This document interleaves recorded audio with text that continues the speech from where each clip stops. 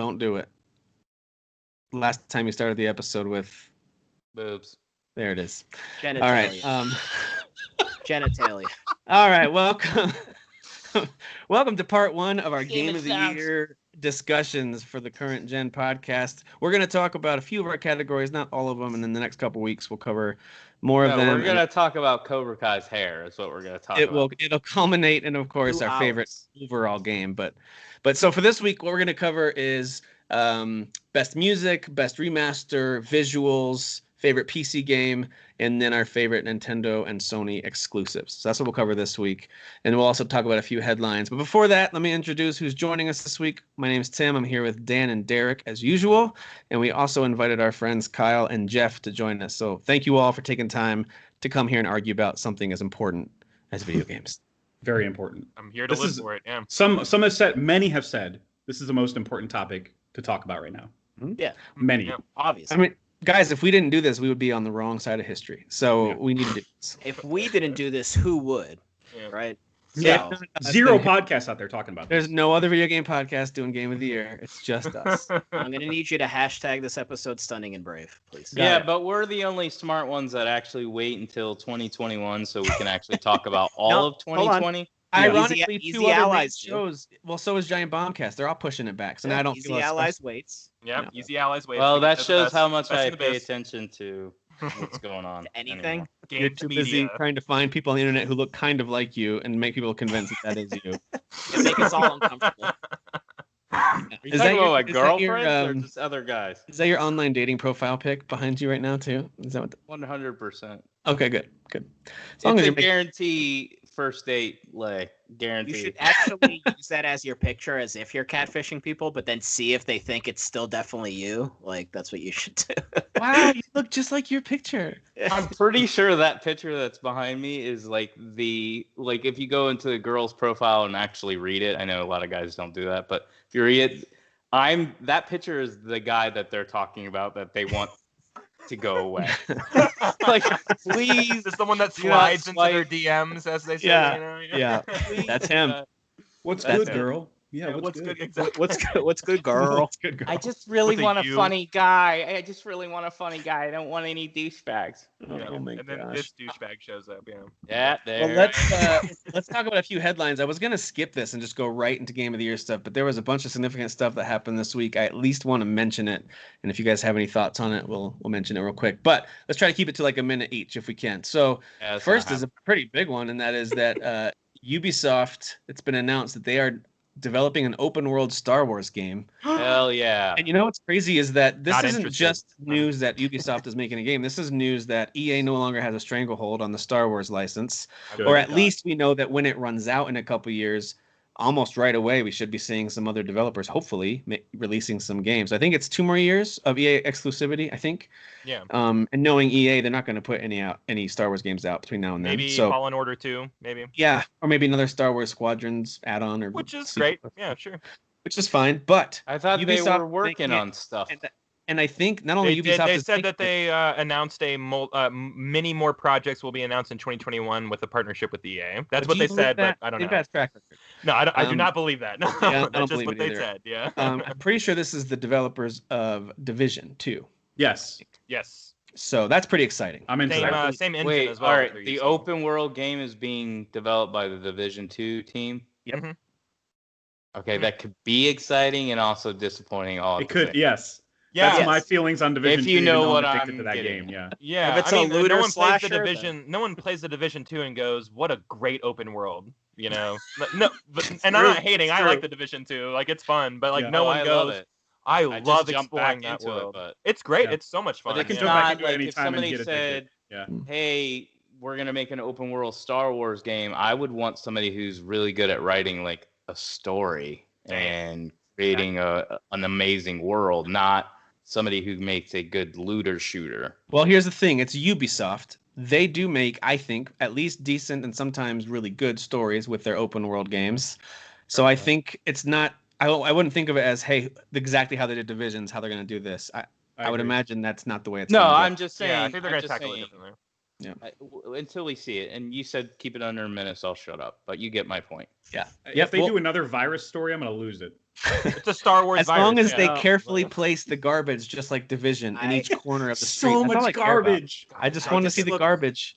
Space I garbage. just look forward to a better Star Wars game than Fallen Order, because we all know that Fallen Order was garbage. No. We're not doing that. We're already starting off wrong this early. Yeah, why are you starting off with your claws out like that? That's rude. It was just speaks to how bad 2019 was. There's only 2 times that I ever liked Daniel Freitas, when he insults Fallen Order and praises Dragon Age. It was a decent Dragon Age game. It was a decent Dragon Age game. So lost and confused. Okay. Thank you, Tim. So this is why I invited Jeff and Kyle on. I'm desperate to have you guys join the podcast. I was fuming last week when y'all were talking about Star Wars and Tim had his back against the wall, and I'm like, well, I wish I could tag in. Wish I could tag in for Tim here. You know? And by the way, quick shout out to a very active member of our community. Really appreciate him posting and talking a lot. I think he's quite funny too, and that's James Flaherty, I think is how you say his last name. He's actually quite young, and so he's very witty for his age. Usually kids his age. I think he's only like 19 or 20. I know you're very young, James. I think he's 24, I think he's 22 25. or 20, like 3 or 24. Like something like that. Yeah. Well, he's younger than me. He's 13, yeah, well, I feel ancient compared He's to him. definitely younger than me. Okay, I was probably able to vote when he was born. But all I'm saying is, I appreciate his activity in the group, but James, your take on Star Wars was just so bad.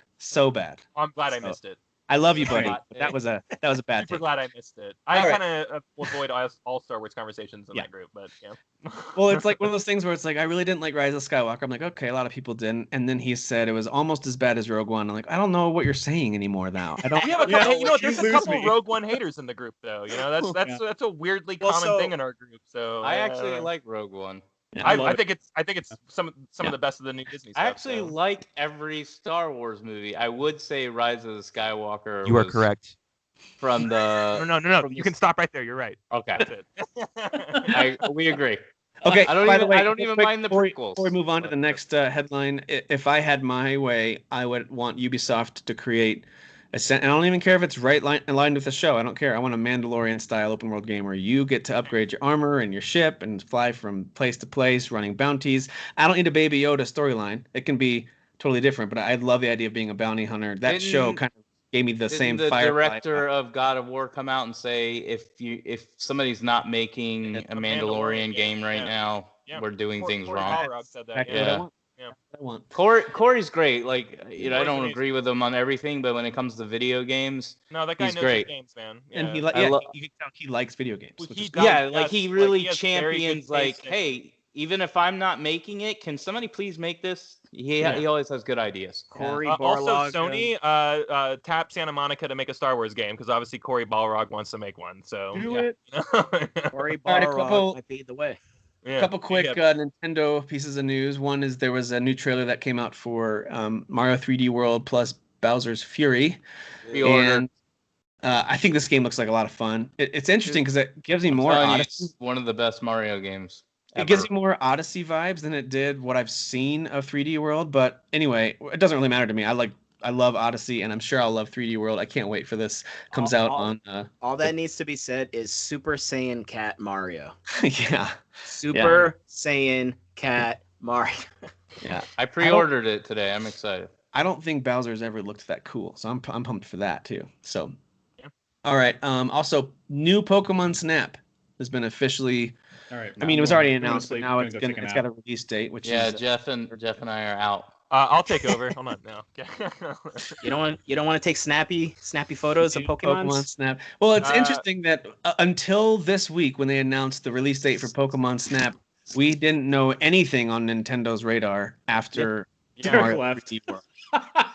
Sorry. Derek's out. He's literally out. He literally left. That was we didn't have anything on Nintendo's radar other than some third-party stuff. Like we know Persona 5 Strikers comes out at the end of February. Stuff like Breath of the Wild 2. We just don't have a date. No, that's what I'm saying. We didn't even have any release windows for anything Nintendo. Yeah, we don't know when new No More Heroes 3 comes out. We don't know when Metroid Prime 4 comes. Like we don't know anything right now. So getting the news of new Pokemon Snap, I'll be totally honest with you, I have no interest in this and won't buy it. But I hope it's good, and I hope Nintendo keeps making more games because this past year was not the strongest Nintendo year for me personally. No, it wasn't. I will say that some of my favorite gaming memories are attached to like Pokemon Snap and like playing that with like friends when I was a teenager. So I rented it from Hollywood Video for the N64 back in the day. Yeah, I don't know if I ever longed for a sequel or a remake or a reboot. I don't know if I'm in that camp, but like I just know that I had great memories with that game, and I will. I'll have pick it up, extensive thoughts for you all. Yeah. Good. Can't wait. Cool. Good. Microsoft has some news too, and I say this kind of tongue in cheek because I don't know if it's actually Microsoft news or not. We'll find out someday, I guess. And that is that Bethesda and Machine Games specifically from Bethesda have announced an Indiana Jones game. Mm-hmm. So I say Microsoft tongue in cheek because we don't know. I mean, obviously Microsoft owns Bethesda now, but to what extent are they making everything or anything exclusive? We don't know any of that stuff yet. So it'd be fascinating if they decide to make it exclusive. But I was listening to another podcast. I want to say it was Game Scoop. I can't remember who it was, but they made a good point saying, but when you're handling a license of something like Lucasfilm or Lucas Entertainment, you might not have the luxury of making it exclusive, even if you do. So I don't know. That's the other main thing is they reformed again, right? Isn't it Lucas Studio Games or Lucas something Games? It's Lucasfilm Games, which is very confusing. Lucasfilm, yeah. I don't know why they called it that, but Lucas Games they are alive, and that's good news. But it came back. Yeah, their movies are going to be called Lucas Games Films. Yeah. Well, and I don't understand why we're being so coy, like Microsoft and Bethesda's relationship with like exclusivities. Like maybe just start talking about it because because the deal hasn't sealed yet, so they probably don't really actually know paperwork wise. I didn't realize that. Okay. Yeah. And then Phil did say it would be a game-to-game like situation. He did say that. Yeah. No, I would say that's the most straightforward answer we've gotten so far. Probably. And, I mean, that's Phil, so I mean that's from the best mouth. This strikes me as one that would come multi-platform, but I don't know. Who knows? We'll see. Yeah, it's a franchise, so it would be kind of ridiculous to leave money on the table. Well, I think your Elder Scrolls and your Fallouts and all that. So I think that's all gonna stay like multi-platform. Surprising number of folks who I guess don't love the games that Machine Games makes, and I find that surprising because I love the Wolfenstein. Even their lower quality ones, like the twin one they put out, the Youngblood, Youngblood is not a perfect game, but it was a blast. So it's a good co-op. As long as you're paired with somebody good, if you're paired with a random, as long as you're paired with somebody good, it's a great game. Yeah, it's fun. And two quick pieces of news from Sony. During CES, there's a couple release dates, or at least release months confirmed. Solar Ash. Accidentally. So I think it was. Didn't they take the dates down recently, like just an hour ago? Yeah. So Solar Ash, the guys who made Hyper Light Drifter, very similar art style, it's just now in 3D. That's coming to PS5 and PC in June, and this is one I'm actually excited about. Kenna Bridge of Spirits. I think this game looks like a Pixar Pikmin combo. It looks really interesting. That's coming out in March on PS4, PS5, and PC. I think Little Devil Inside was on there too. I think it said July. That's the one that almost kind of looked like Tim Burton-esque, but like you're going around and I guess it's kind of an open world, but it like you're hunting monsters and stuff, and that visuals look really good. Little Nightmares vibes, but obviously different style of game. Aesthetically like that, but I think it's not as it's not like a horror game.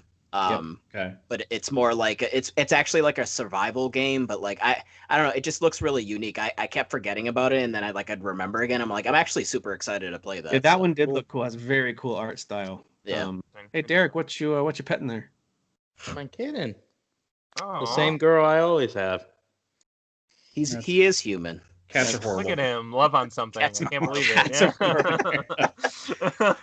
My cat is not love her. As long as they're not big enough to eat you, they're pretty great. Yeah, it's true. But they are thinking that, like, if I were bigger, I would eat you. But go ahead. If you picked up like a bobcat, I'd be more impressed. Yeah. So you mean like a tiger? Come here. Like a tiger? Right. It's like a 200-pound. Oh my gosh. All right. Well, let's talk through how we're going to handle these Game of the Year debates, discussions. Pretty similar to how we've done them in the past.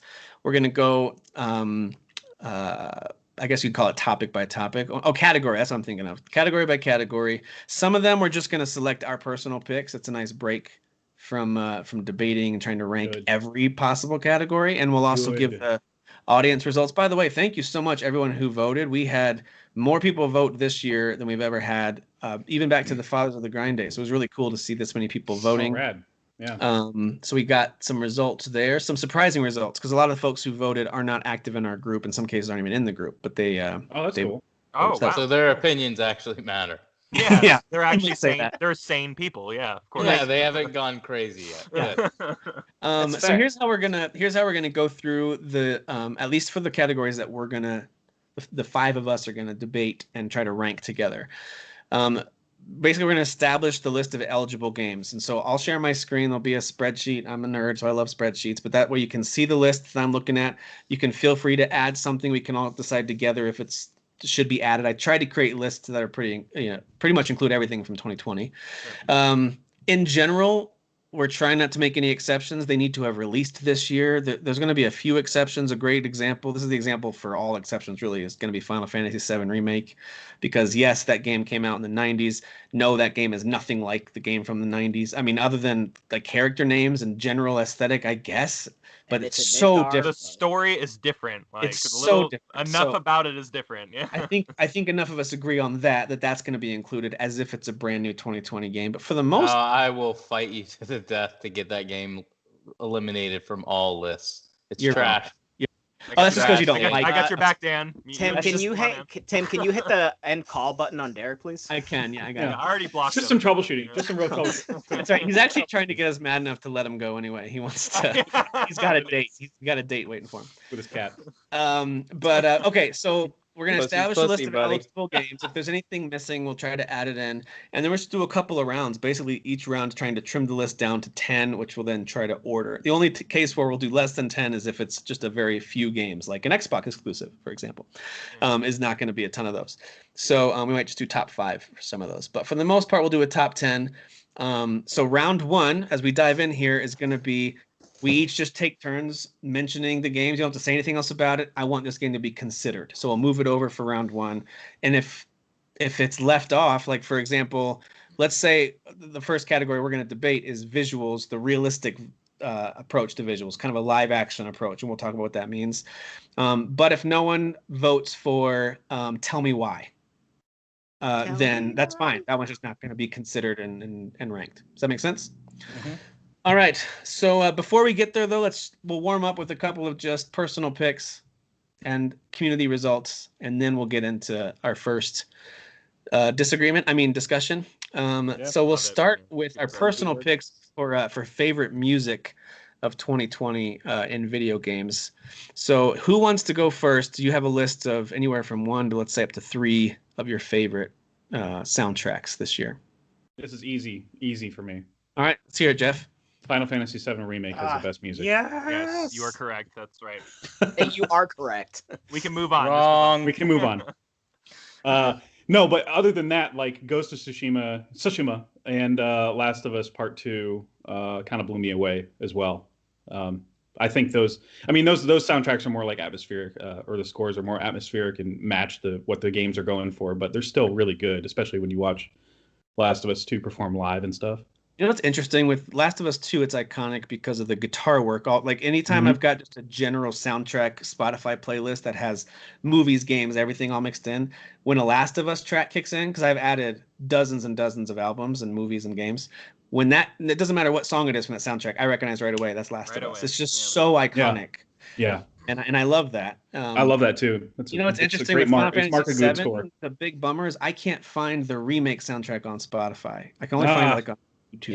It might not be on there yet because I know they have like pretty much the whole catalog, but that might just not have been updated yet. So yeah, I can't find it. So either I've seen a lot of playlists that people make of pulling in old soundtracks or covers of songs from it, but I'll let you borrow my 7-disc set. Oh my gosh, I've listened to it on YouTube. So on YouTube you can find the full soundtrack and it's great. But I haven't found it on Spotify. Who else? Those are good picks. It was some great tunes there. Kyle, what about you? I really like. I know this is kind of cheating, but the music from Persona 5 Royale. I know the game came out like last year, so whatever. But like, there are new songs in that game, and it's awesome. And there's remixes of the battle theme, and the music in that game is just outstanding. Yeah, it's one of the best game scores I've ever heard. Honestly, I listen to that soundtrack like casually because it's so just I don't know, it's upbeat and weird, and I like it. Jazzy. I also have to say Cyberpunk 2077. I think like there was a big culture around the music in that game. They got a lot of different artists to like pretend to be in-game artists to make music for the game, and it's like maybe it's not everybody's cup of tea, but the layers they went to create the music for this by using like licensed like musicians, stuff like that, I thought it was like really cool. And Keanu Reeves is in a band, man. Man, he like screams about corporation sucking. I don't know, bro. He does. I mean, just even that like song that plays in the menu, like. Have you ever just stopped and listened to the menu? Thank you. Yeah. Absolutely. Just the menus, like that's actually my favorite. Listen to that whole song like from start to finish, and it's outstanding. And there's plenty of music like when like the action kicks in, like you like man, the game makes you feel like I don't know. It gets me pumped to be in like an action. Very cinematic music. Yes, absolutely. And I love the way that the music when it works, as long as it doesn't like crash and like carry over out of like combat, but like the music like will bleed in and bleed out like when it's working properly, and like it just it creates a very cinematic experience. And the links that they went to make music special in Cyberpunk, I have to give it a call out. It is good. Dan, what about you? Let me guess. Just go ahead. Greedfall? No, I'm just Greedfall. My favorite track on that is Stick Up Your There Ass. is definitely a fall game in the mix for any topic this year. A fall of any kind with a G in it. The second and third ones I jotted down: Ori and Will of the Wisps. Yeah. And then Streets of Rage 4 actually has some pretty solid music. It does have good tunes. Yeah. By the way, I'm glad you reminded me of that game. That game's not going to be top for most of my lists, regardless of the category. But it's an excellent arcade brawler, and they kind of, you could tell they love the old Streets of Rage games, and they made another really fun, good-looking, and great soundtrack of a game. It's no Battletoads, but it's okay. Well, I mean, it's better well, first of all, visually, aesthetically, it's fantastic. Like, do you guys remember that Double Dragon Neon game that came out? Years ago? Like, aesthetically, this game is like so vastly superior to that. It's insane. I agree. Yeah. But yeah, obviously number one, Final Fantasy VII Remake. So, and shout outs to some of the songs: Ignition Flames, 7 Seconds Till the End. Just the main Final Fantasy VII theme. God, I wish 7 Seconds to the End would play every time you start talking. Yeah, it takes you 7 seconds to the end as well. It's not a 7-second song, I feel like he was pocketing that one, That's what she said to you, is 7 seconds to the end. I like the main, just the battle theme in that song. I'm just like, that, because it just reminds me of playing the old game, but like, it's just so much better. I don't know, they're just, some cool remixes too, like that So Tim, I'm glad you actually mentioned that, because, and obviously in all of my arguments of Final Fantasy VII, I'm sure I'll bring up nonsense like this, but so 7 Seconds Till the End is like a rearrangement, or they took pieces of what was originally called You Can Hear the Cry of the Planet. And if you heard the song, you would recognize the original, but like when you listen to that one, because I thought that song wasn't in the remake, and then when I heard like they basically took portions of that original song and put it in the 7 Seconds Till the End, that's the song that's playing at the very end of the game. That whole with the okay, I didn't realize that. Wow. And there's like there's a reason for it, and obviously that's part of the mystery of the game and the ending and everything, because it's like Sephiroth is saying that at the end of the game, that's what the song is called. It's borrowing that piece of music from a certain location of the original one where there's a really important thing that happens. So there's kind of a lot going on there. Like, just the music in this game is even like trying to tell you, like, hey, there are things going on, and you don't quite know yet, maybe. And we're trying to like kind of play with your, with your brain and some theories and things. So no, I love that game and that music. Derek, any music jump out to you this year? All right, so number 3 would be Immortals, Phoenix Rising. Oh, really? It's got I really like the theme. Yeah. Nice. I mean, it's really good music for the world that they created. Yep. It gives you like that lighthearted, like fun feeling. The Last of Us Part 2 is my number 2 for obvious reasons. I would say the game that musically got the most out of me, like a part in the game, would be the part where Ellie is playing on the guitar and plays a certain song that I love. And then my number 1 is no doubt Cyberpunk 2077. Like I put it on while I'm working.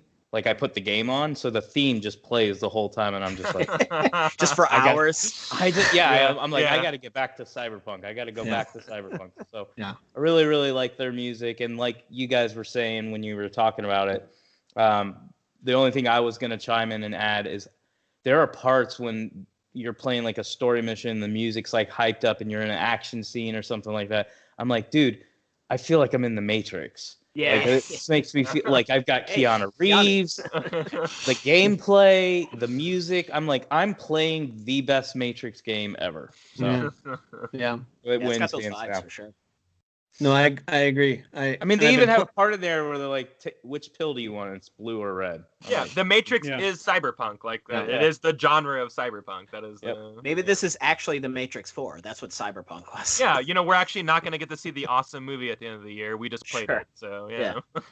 I've been able to spend a little more time this week with Cyberpunk, which has been fun. I moved my gaming PC up to my home office, so I've got this whole like L-shaped power desk with my work my work computer, my extra screen, and then my PC with my gaming screen. It's all right here. So I'm really pumped about. So I've been able to, in the evenings when the kids are playing their screens downstairs, I don't have to worry about some kid coming up behind me like, why is she naked? You don't have to worry about that. Cyberpunk is filled of things that kids should not be seeing, for sure. Why does she have a wiener? So I have to agree, Cyberpunk should get a lot of love for the music. And all the games you guys already mentioned. I didn't really rank my list for this one. I kind of just made a list of all the games that I didn't take time to rank this particular list. Yeah. So you guys already named a bunch of them that I loved. I want to mention a few that weren't named. The music for Hades is phenomenal. You guys should check it out if you haven't. The Hades soundtrack is absolutely amazing, and it fits perfectly the game. I'm forgetting how a lot of these games sound. That one's like metal-ish, kind of, right? A little bit, but they actually include a whole lot of it's not synth. It's got kind of it's like synth metal electronic. Yeah, I know what you're talking about. There's almost an electronic symphony sound they add to a lot of it. It's really nice. Yeah, it was really cool. I remember that standing out when I played it. Yeah. It reminds me a little bit of the soundtrack from that Netflix show that everyone should watch, The Last Kingdom, because The Last Kingdom makes it sound like this kind of old school Viking soundtrack while also being very electronic and almost a little metal in their arrangements without having heavy guitars. It's a very interesting soundtrack. That's cool. That's interesting.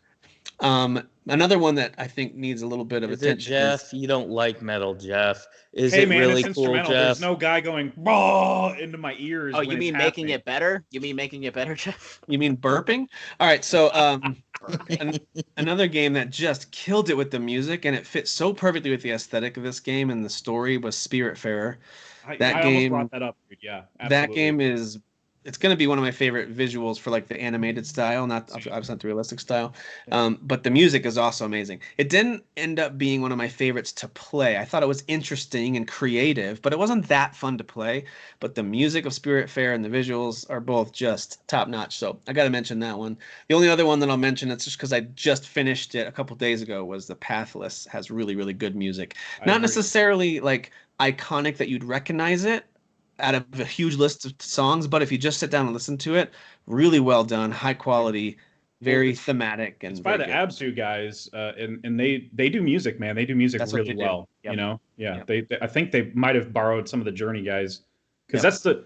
I mean, you cannot argue the music in Journey is amazing. You cannot argue that. Some of the Journey guys broke off and made the devs from Abzu. Yeah. Don't let the fact. Listen, if you didn't like Abzu, that's fine. It's not for everybody. But Pathless is a very different game. It's a very good game too. It is. Journey is a no word on this podcast. I know. Yeah, I heard everyone. We don't talk about Journey the game or Journey the band. We don't talk. All right, last. Don't stop believing.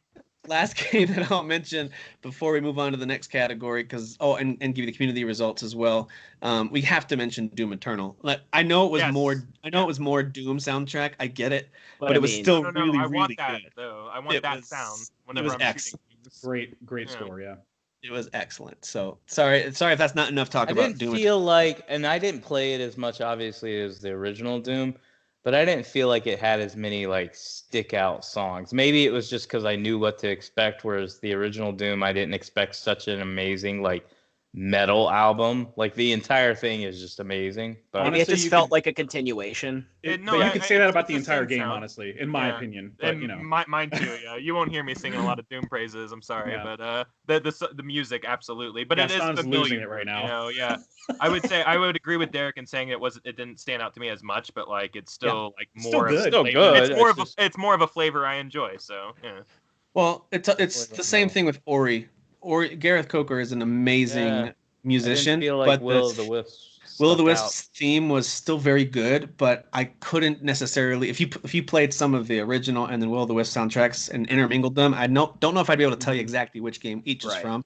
Right. They're all amazing, but it's not new. That's a double-edged sword. Like, it's so good that it sounds like Ori, regardless of what it's from. So, like, they locked into a sound I can still hear the Ori theme. However, you can't tell. Yeah, I mean, it's a double-edged sword. The Ori theme is so strong that like it's so powerful, and it goes through both soundtracks. So very, very good. I will say for our community that voted, got a lot of votes on the music category. People could skip categories if they wanted, but a lot of people had thoughts on this. It was very interesting. At the top, there's really 4 games that got the most votes. So I'll start with number 4 is The Last of Us Part 2. Jerks. Should be higher. In third place, we didn't even mention this game, but I have to agree after now just hitting 100 hours in this game, Assassin's Creed Valhalla was number 3. 100%. I can't believe I didn't. Yeah, the Viking stuff, It's really good music. The problem is... go ahead. I feel like it's inconsistent. Like when the music kicks in, I'm like, whoa, this is so good. And then I'll go for hours not feeling like I don't hear any music. So a lot of the people who made the music for this game are different actual bands who do Scandinavian music. So yeah. Got it. So that was number 3. And then we have a tie for first place. So that's not really a number 2. A tie for first place is Doom Eternal and Cyberpunk 2077. Wow. Tie for first. No Ghost so Final Fantasy. No Ghost or Final Fantasy. That's so weird to me. Yeah. No, those were both pretty far down the list. I'd be honest, terrible taste in music. I don't even remember Ghost of Tsushima at all. I don't remember. Oh gosh, the main song of that game is so great. The main theme is quite good. The rest of it is like I need to listen to it. The main theme. That game really has more atmospheric music for sure. But the main theme and the battle music, whenever like big stuff was happening, like was. Oh, also, can I throw out the game isn't that great, but I thought the Avengers score was actually pretty good because it matched the game that you were going into. Like, that game is a good game of the year. What do you mean not that great? Game of the year. It's not that great. I'm gonna apologize for that game. I enjoyed it for sure. Yeah. Derek's already fighting for that one. The Averagers. Game-breaking bug Avengers. I had to restart. So, yeah. All right, well, let's jump into our first list that we need to create together. So I'm going to share my screen with you if I can. We're going to talk about visuals here. Now, these are visuals that I'm only splitting them into 2 categories for the sake of not pitting like Spiritfarer against Last of Us Part 2. I think that's a weird comparison. Yeah. So I'm sorry if this is oversimplifying it, but it's best visuals, and it's going to be either more that realistic / live action thing where you're trying to make it, even if it's a fantastical world, you're still trying to make it realistic, like a movie, like Lord of the Rings. Immortals wouldn't be part of this. Correct. Immortals is going to be in the next one. But Assassin's Creed probably would be. I would put Assassin's Creed in realistic. I would put Immortals Phoenix Rising in animated. Okay. So, and I know there's going to be some gray area for some of these games. Like Tell Me Why is the example I used earlier. That might be a good example of a gray area. Like you can make an argument it's more artistic and animated, but I also think they're trying to... They're going for realism. I think they're going for realism. That's what they're going for both. Yeah, because I mean, Spiritfarer is like hand-drawn animation. Mm-hmm. Yeah, but like something like Final Fantasy VII is not hand-drawn animation. It's a polygonal character models, like it's 3D, but it's not like photorealistic. Yeah, exactly. It's not photorealistic. It's like a you're saying that whatever. No one looks like Tifa in real life. Is that what you're saying? I wish. All right. So Hope's dashed. My girlfriend. Rethink my life now. Jeez. All right, so let's talk about realistic / live action type video visuals. Let me know when you can see. So, are we going to do like 5 for each, or is this a ranked list like you were talking about? I think we can do 10. Okay, 10 for each. 10 for each. So, you guys see my screen here with the visuals, realistic live action header. Okay, so here are the games that are eligible, and there might be something missing. Let me know if something's missing. They're in alphabetical order here. I'm not going to read them off for the listeners. We don't need to do that. We'll just start naming the ones as you go through the list that you want to move over into round 1. It's a little small. Not sure if it's small for everyone else. Yeah, let me zoom in. Maximize your window, homie. Not enhance, Tim. I was just going to suffer through it, but thank you. Enhance. How we doing? Is that better? I maximize my Skype window. Enhance more. So I'm good. Yeah, that's good. Enhance more. Enhance more. I want to be able to see the whole list. Yeah, I agree with Darik. You might want to back up until we can see the whole list. Yeah, sure. Just give me a Kylo Ren. More. All right, this is good enough for now. Okay, let's start. Let's go alphabetical through our group here. So we'll start with Dan, then Derek, then Jeff, then Kyle, then me. So we'll just take turns picking a game to move over into the round 1 column. So for those of you who are just listening, if you're not watching us on YouTube, we've got a far left column of all the games that are eligible, and we're just going to move them one round at a time to the next column, and we're going to trim it down to 10 and then rank them. We might not end up needing a round 2. That's just there in case we need it. All right, so round 1, what do you want considered? Dan, you start us off. Better say the right one. I don't see Last of Us on there. It's down here. Tease. Okay, The Last of Us. Yes, there you go. Yeah. That one, please. Okay. Yeah, you said the right one. Yeah. How that's number 1, I don't know. This is easy. The best looking game of 2020 is Godfall. I knew it. Geez. I'm having flashbacks. All right. Yeah. Troll game out of here. Yeah. You like falling too much. That's what you like to do. So this is going to be weird to put this before a lot of other games, but I'm going to go Black Ops Cold War. Okay. Are you serious? The game looks so good. No, I said I said the game looks good every year, so I don't know if that's that weird of a choice. Yeah. Is it me? I would say Ghost of Tsushima. Okay. I'm gonna move Star Wars Squadrons over. Oh yeah, dude, good call. Great. Yeah, great. Dan. Okay, so Final Fantasy VII is considered part of this list, yes? That's where I put it. You guys could tell me if you think it belongs on the animated. I mean, side. if I want animated, it would be like the top. I mean, subjectively, that's what I want, but I feel like Spider-Man Miles Morales is a better looking game, so I'll pick Spider-Man. Okay, yeah. Spider-Man moving over. Derek. Let's go. There's a glaring one right there. Valhalla. Okay. Do that one first. All right. Jeff. Come on, man. Flight Simulator. Get out of here. What are we doing? Yeah. Okay. That's what I was going to pick next. Yeah. You're right. I'll do, yikes. Right? Resident Evil 3. Look good. Resident Evil. That engine is amazing. That engine's so crazy. Agreed. It's amazing. I'm going to move Cyberpunk over, but that's just because I play on PC and it looks amazing on PC. Yeah. Does look better. Sometimes my characters look like Metal Gear Solid 1 characters, but yeah, I agree for the most part. This is one of the first games where I realistically am like, wow, I can tell who's good looking and not good looking in a video game. Like it's really, really detailed on the PC version. I don't know what to tell you. It looks great. Dan, back to you. 7 remake, please. Okay, Derek. This is because I play it on PC. Mortal Shell. Okay, I actually just started that one this week too. It does have some really striking visuals. I like it. Can you scroll down? I don't know if that's the end of the list. Here, let me rearrange. Pedestrian is a 2021 game, by the way. I think it's out now, isn't it, or is it just early access? No, it comes out this month. Oh, I thought it was already out. Okay, we can just ignore that one then. Get him out of here. But by the way, that one will have, from the videos I've seen, great visuals. But this is getting challenging for me. Do I go with one of the sports games because they always look good, or? I gotta be honest. I only played one sports game, and it was Super Mega Baseball. It wasn't even a realistic one, so I didn't play any sports. Me neither. This is not a good podcast for sports games. Sorry to all the MLB The Show fans, NFL fans. Sports I ball. play them. I just don't care. They're not gonna win. I didn't play it, but I heard Half-Life Alyx was amazing, so I guess we should throw it in for consideration. I haven't played it either. It's really. I haven't played it. Yeah.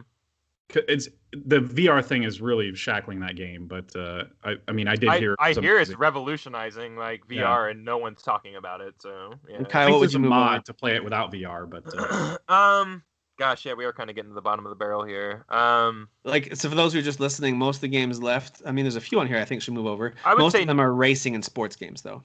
Yeah, I mean, I would say Neo too. It looks good. Yeah, we're in the, looks good. Yeah, I don't think it's gonna make top 10. Yeah.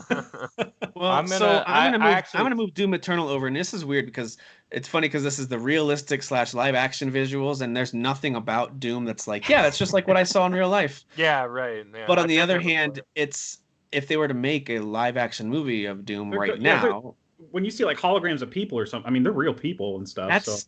I feel like this one belongs in realistic. Am I off base on this? No, you're right. They're going for realism, even though it's not. Final Fantasy later, but this one I feel like is pretty. All right, so I'm gonna move Doom Eternal over. We've all gone through 3 times. Is there anything else? Doesn't matter if you go out of order. Anything else you want to have moved over? I feel like Marvel Avengers.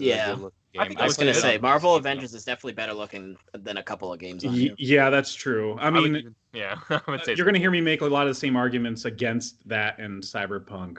Derek, weren't you talking about Dirt 5 being a really good looking game?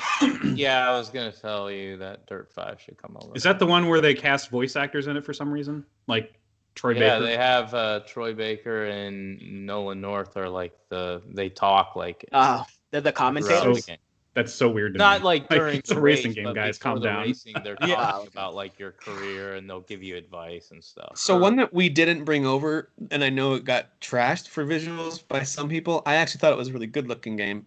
Was Watch Dogs Legion, but I'm not saying that all the character models looked great, but I still thought it was a good looking game. I thought facial hair in that game looked awful, and everybody I got had a beard on, and I was just like, oh, I don't know. I wouldn't even fight for it to be on the top 10. I just thought I'd mention it. Yeah, well, I mean, I would say the environments actually look really good in that game. Yeah, I think it's one of the best looking games as far as like London looks absolutely amazing, but everything else, like the entire character models are absolutely terrible.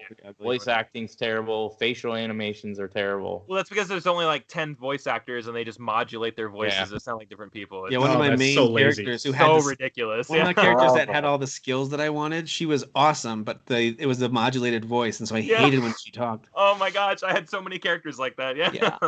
Don't talk anymore, please. All right, so stuff we're leaving over on the left is going to be a bunch of sports and racing games. We brought Dirt 5 over, though. I'm sure things like F1 2020 look amazing. I'm sure FIFA MLB The Show looks amazing. Probably FIFA looks great. I don't know. I'm sure they all look fantastic. Are they worth bringing over? Do you guys want to debate them? I mean, I didn't play. They look great. Like every year, they look better. So I mean, it's kind of like Madden. Sports, hey guys, sports games looks good every year. I don't know what to tell you. Yeah.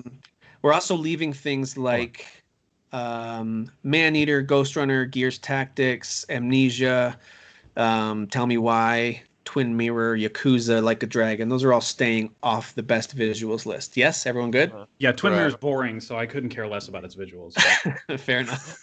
Tim, I'm going to need you to say Tell Me Why in the appropriate manner. Tell me why. Yeah, there we go. Now I understand. That's actually a really good looking game. I was surprised on my 1X when I played that game how good it looked and how far that dev has come. But it wouldn't last in round one, honestly. Agreed.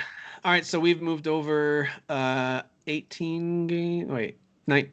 18 games. All right, so we have 18 games. Let's narrow it down to 10. We'll just skip round 2 and we'll move it right over to 10 games. And so this is where we have to decide which games make the cut to top 10. We're going to go in reverse order now. So this is where I'll pick first one that I suggest we move over unless someone is dramatically against it. But I'm going to play it pretty safe, I think. I'm going to say we move over Last of Us Part 2. I agree. In full agreement. That should be honestly at the top, in my opinion. I don't know. It's not number one. It's going to be fight for the top. I'm pretty sure I already listed the number one. I didn't shy away from that. Kyle, don't you Godfall this, man. Don't you dare. Godfall is absolutely gorgeous. Okay, Kyle, which one would you say should I mean, I gotta keep on back in my Ghost of Tsushima. I think that game is absolutely beautiful. I think it belongs in the top 10 for sure. Yeah. Okay, Jeff?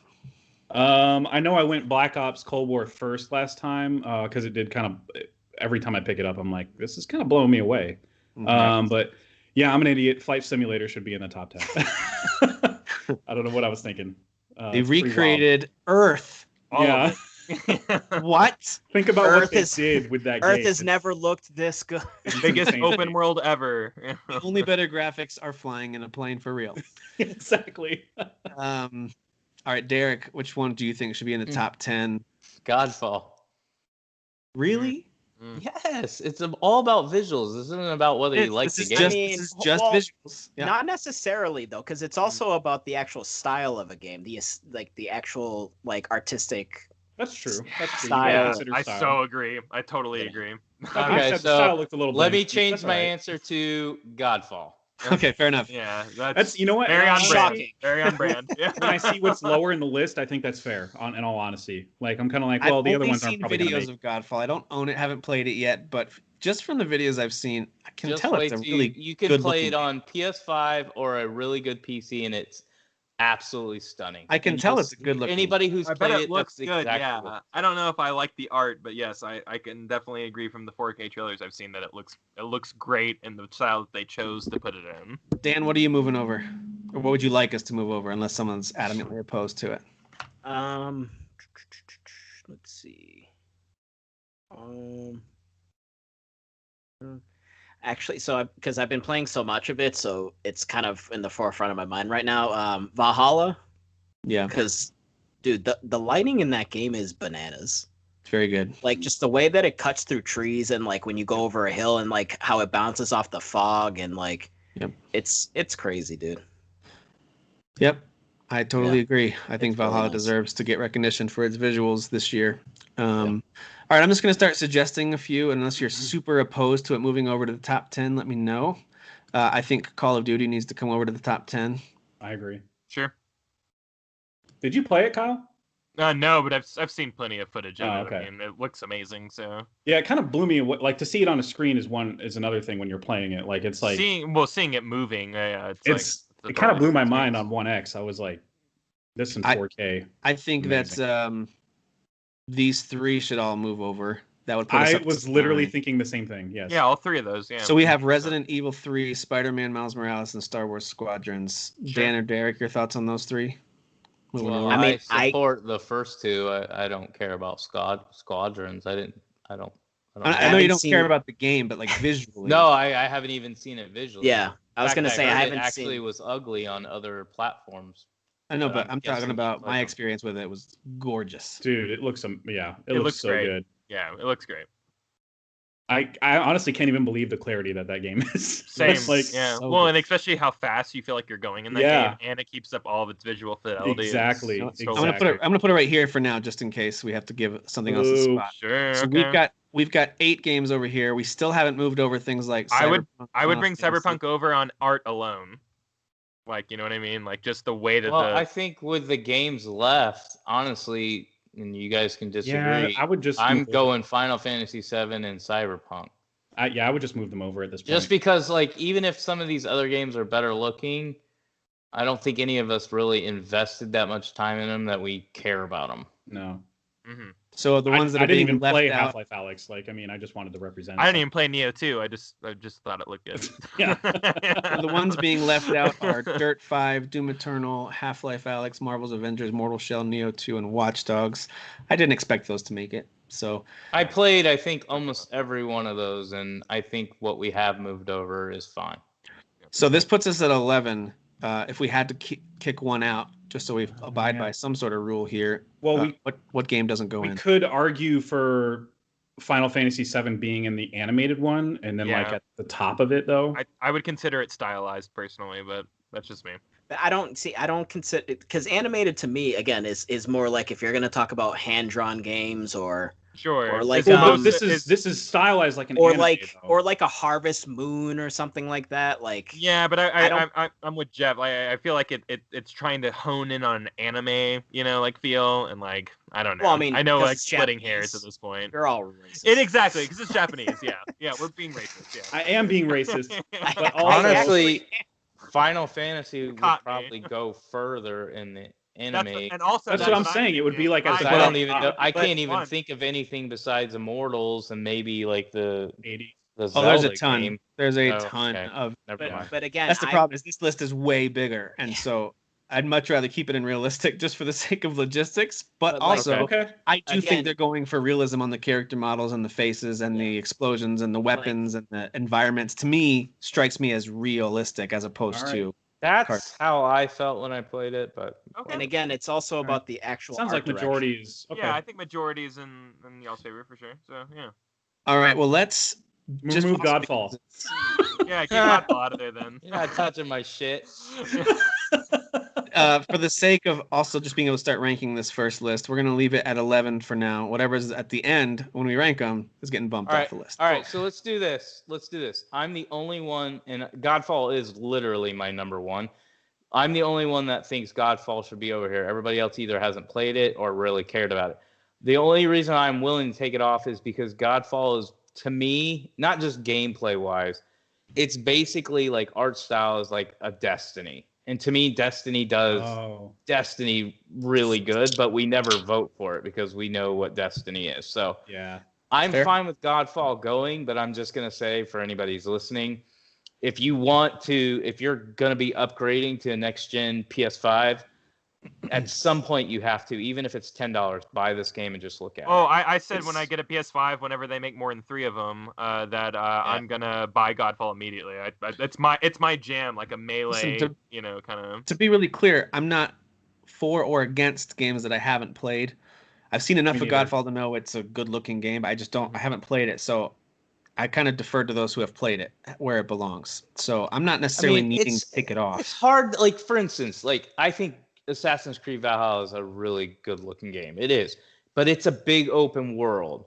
Godfall isn't. So Godfall is actually way more detailed, and it's actually not just subjectively, it's objectively a better-looking game. Like, it's just looks better visually, but it's a smaller in scope. That's fair. And it is more basic. Yeah, I get that argument. So. That's fair.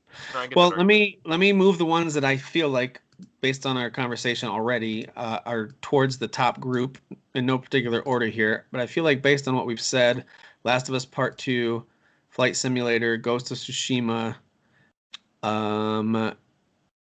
don't know. Maybe Assassin's Creed is around that 5 or 6 range. It's hard to say based on what we've said. I feel like Spider-Man's a better. Yeah, I feel like Spider-Man looks better. So, I think Spider-Man. I know Flight Simulator is like a big, like, kind of like technical marvel, because it's like, oh man, it's like it's the entire Earth, but like, does it actually look good? Like, yeah.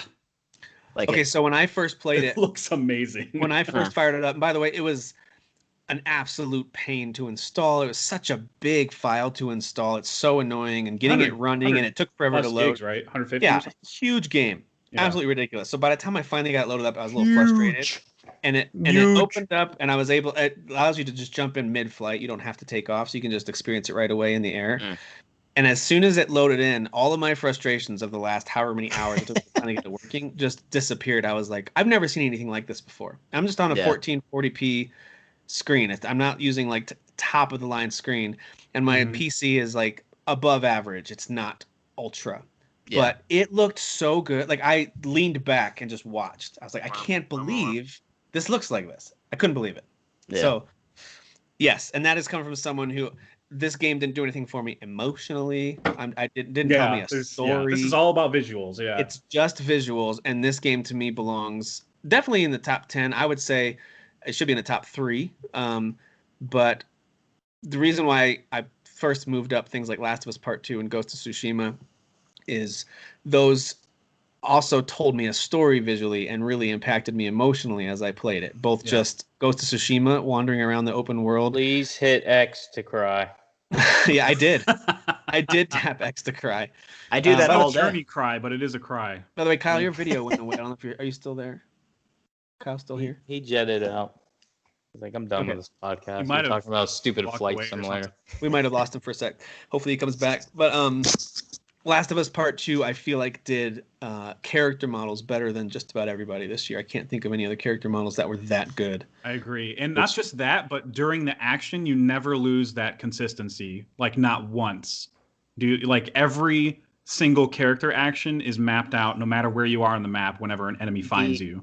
The actual like animations and the way like Ellie moves through like the actual environment is like is insane. They perfected like how she like places her hand on like if you're like kind of crouched by a vehicle, the way she places her hands on like the surface is like. And I know that seems like such a small thing. It's a big deal. But they thought about it, right? It's just the fact that they thought about it and executed it to like perfection. That game is just. So there was a moment, and this doesn't apply to visuals as much, but for me, it struck me visually is when you get to one of those familiar workbenches, and you take a breath for a moment because you can pause, and you get to the workbench and you kind of lay down your gun to start working, and then boom, she gets attacked in this kind of scripted moment. I love that. It was so good and so visually striking, like those moments like that where I really thought I was watching a movie, watching a show. When I can't believe I was playing this on a base PS4. I couldn't believe it. I kept I was checking, on a Pro, like, but yes, is that a PS4 still? Did it change into something else? Yeah. I couldn't believe it was on a base. But when she is like tweaking the guns, like even just like how she's talking back on the gun and everything, and like the little bullet comes out of it as she's kind of working on it. Yeah, it's so cool to watch her do like, and just like every single gun is like picked apart. Not to accuracy because you got to move along the game, It's just it's cool to add those little touches in there. The floor. So let me ask you guys about Cyberpunk 2077 real quick. To what degree do we need to take into account, really for any of these discussions, but also for visuals, how it might look for other folks? Because I can only speak to my experience. Same. Yeah. It's tricky because, like, you need like a super crazy PC to like fully experience what it's capable of. I'm playing it on. I found my best settings right now until I get my super duper PC. Is I'm playing on a 1440p monitor, same one Tim uses, and I'm running the game at 60 frames per second with everything set to ultra. Yep. Same. Even with that being said, I think it's good looking, but you don't hear me talking about it for a reason. Same. I don't think it's that amazing looking. Yeah, but there's a difference between amazing looking and like the scope and like artistic style that they chose to use to like encapsulate like the feel of a world. And I think Cyberpunk really functionality. Yeah. Trumps that for me. They nailed like the visuals for what they're trying to capture, and like you said, the feeling of it. But I'm talking like main characters look great, but like everything else, especially again, this is on PC, real grainy looking. And again, I understand that's like kind of what they're going for, like this dirty, gross place, but like it just didn't look real clear and crisp, is what I'm trying to say. Even on like good sets. Yeah, I mean, and I a lot of the totally NPCs agree, aren't. I played on a PS4 Pro, and like sometimes I'd run up to people and like they wouldn't even be textured yet, you know. So like I and that was more like at the beginning when I started playing, and not now. But like, and I played it on Xbox Series X. When you like, there's certain moments in that game, or certain streets, or certain areas where if you just stop and you look in 360 degrees around you, like there's things in that game that you've like that are just breathtaking, you know. I still caught my attention, Kyle, because I agree with that. Nothing that caught my attention was the first time you go out of the city, unless of course you start as a nomad. I think you start as out of the city as a nomad, but I started my story as a street kid, and then eventually your tasks will take you outside the city. Yes, and it happens as Corpo too. And I'm okay, same thing. So I'm not saying that the textures of the trees or rocks or bushes or whatever are all that amazing, but something about going outside the city, I felt like I was in the deserts outside of Las Vegas or something. When I turned around and looked back at the city, there was just something about that, and the ability to see that far into the distance, to see that much detail. I could see advertisements about buildings and stuff. You see the flying cars, and you see like traffic. And you see so much going on there. Yeah. Very, very good. But I think you guys kind of answered my question. It's not going to be about experiences I've heard outside of our group, but if within our discussion we're saying there's some things I saw that I didn't love, I think that's enough to keep it from going too high. I think it deserves to be lower on the list just because of like all the issues that we all have shared, you know. I'm probably the only person in here that had the worst experience on PS4 Pro. Like I had to switch to PC because it was that bad. Yeah. And just imagine me plus however many people have asked for refunds or whatever. Like that's the experience that they were having. I didn't ask for a refund because I'm not a little baby. I can wait for patches. Hey, I asked for a refund. Oh, you did? You're a baby. Well, I bought it on PC and Xbox Series X, and I was like, I don't like it that much that I want. Oh yeah. On Xbox Series X anymore. Yeah. Okay, that's fair. But with dude, it was just crashes like once every 2 hours, and the visuals were kind of a mess. The grain was so much to a point that it was like it made the game super ugly on my PS4 Pro. Even turning off the film grain, it was still just atrocious. I was gonna ask both you and Derek that, like, you can turn off the grain. Okay, I see. I did, and it was still like, what the heck, man? It's still bad. It's still a grainy looking game. I left it on PC and it worked great. So I don't understand. I don't understand what the functionality issue was on my PS4 Pro. Yeah. But yeah, when I ran it on PC, just at regular 1080p, I was like, this is automatically a better experience. Yeah. I don't know. So, I think to me it's obvious what the number one top game is here. I think it's clearly Ghost of Tsushima. What? You're mad. It's Ghost of Tsushima. Go ahead and make your case for it, because it's in my top 3 for sure. So are the character models like as clear and vivid and realistic as say like Last of Us Part 2? No. But there you go, number one, Last of Us. There we go. Move on. Hold on, but it's certainly not the worst visuals, right? So it's pretty up there. That's why it's like 2. It's very detailed, but also again, I'm talking about art direction, the actual style. Yep. Like I think the that environment, counts. the lighting. Case I was making for Cyberpunk. I think this counts for sure. I've never taken more pictures in a video game in my entire life, and I played Final Fantasy VII Remake. Like I took so many pictures of Ghost of Tsushima, it was insane. Hit circle to cry and take a picture at the same time. Yes, and haiku. Yeah. Is it just that? Is it just that you liked seeing his rear end when you got into the hot tub every time? Is that what you liked? I mean, for me, that's what it was. And it increased my health, right? So got it. Win-win. Can I? I agree with everything Dan just said, but also if we're gonna go one facet deeper of just like things look pretty, Last of Us 2 has animation, so there's a whole side to animation just looking so good. So to me, and again, I don't want to get into, and I'm not saying this is what anybody's doing, but I think it's important that we separate that. We can't just sit here and one-to-one any of these games. Like Ghost of Tsushima is going to be more in a category with Valhalla, maybe Miles Morales, because they're bigger games, Cyberpunk 2077. These smaller scope games are clearly easier to make look prettier. That's just the fact. Well, that's why I said Last of Us, for example, is. But so for me, for this type of visual category, here's how I rate it. And I'm just gonna share what I do, and this is why I picked Godfall. It's when I boot the game up and I look at it, and it makes me go, "Holy shit, this looks great! Like this is amazing." And that's what I said when I saw Godfall. That's what I said when I saw The Last of Us Part 2. That is what I said with Ghost of Tsushima. I never said that with Cyberpunk. I did say it with Call of Duty. And I said it with Spider-Man. So those are like my top ones. Yeah. Oh, and Resident Evil 3 looks amazing, by the way. Oh, yeah, of course. But again, it's a smaller experience, right? So yes, it's more concentrated. I'm just saying what made me go, wow, this looks amazing. Yeah. You also have to consider... good. I mentioned the action before with Last of Us Part 2, and you also have to consider how fluid the action looks in Last of Us Part 2 compared to Tsushima. Because in Tsushima, it's kind of chaotic and stuff, and not as fluid. And I mean, Last of Us can be chaotic too, and some of the sections where there's more dudes, you know. It's just so crisp. The action is so crisp. Especially, I will say this, and I know 2-on-1 or 1-on-1. Yeah. Not everybody has a PS5. If you play Ghost of Tsushima on the PS5, it automatically jumps to 60 frames per second. It's it actually changes the visuals. Like when I was playing multiplayer, like the multiplayer mode on PS4 Pro, it looked good. It was a little fuzzy. It was a little grainy in that too. And then I played it on PS5 and I'm like, did they patch this? And they didn't. It just looks better. It looks better. And so I tend to makes it smooth too.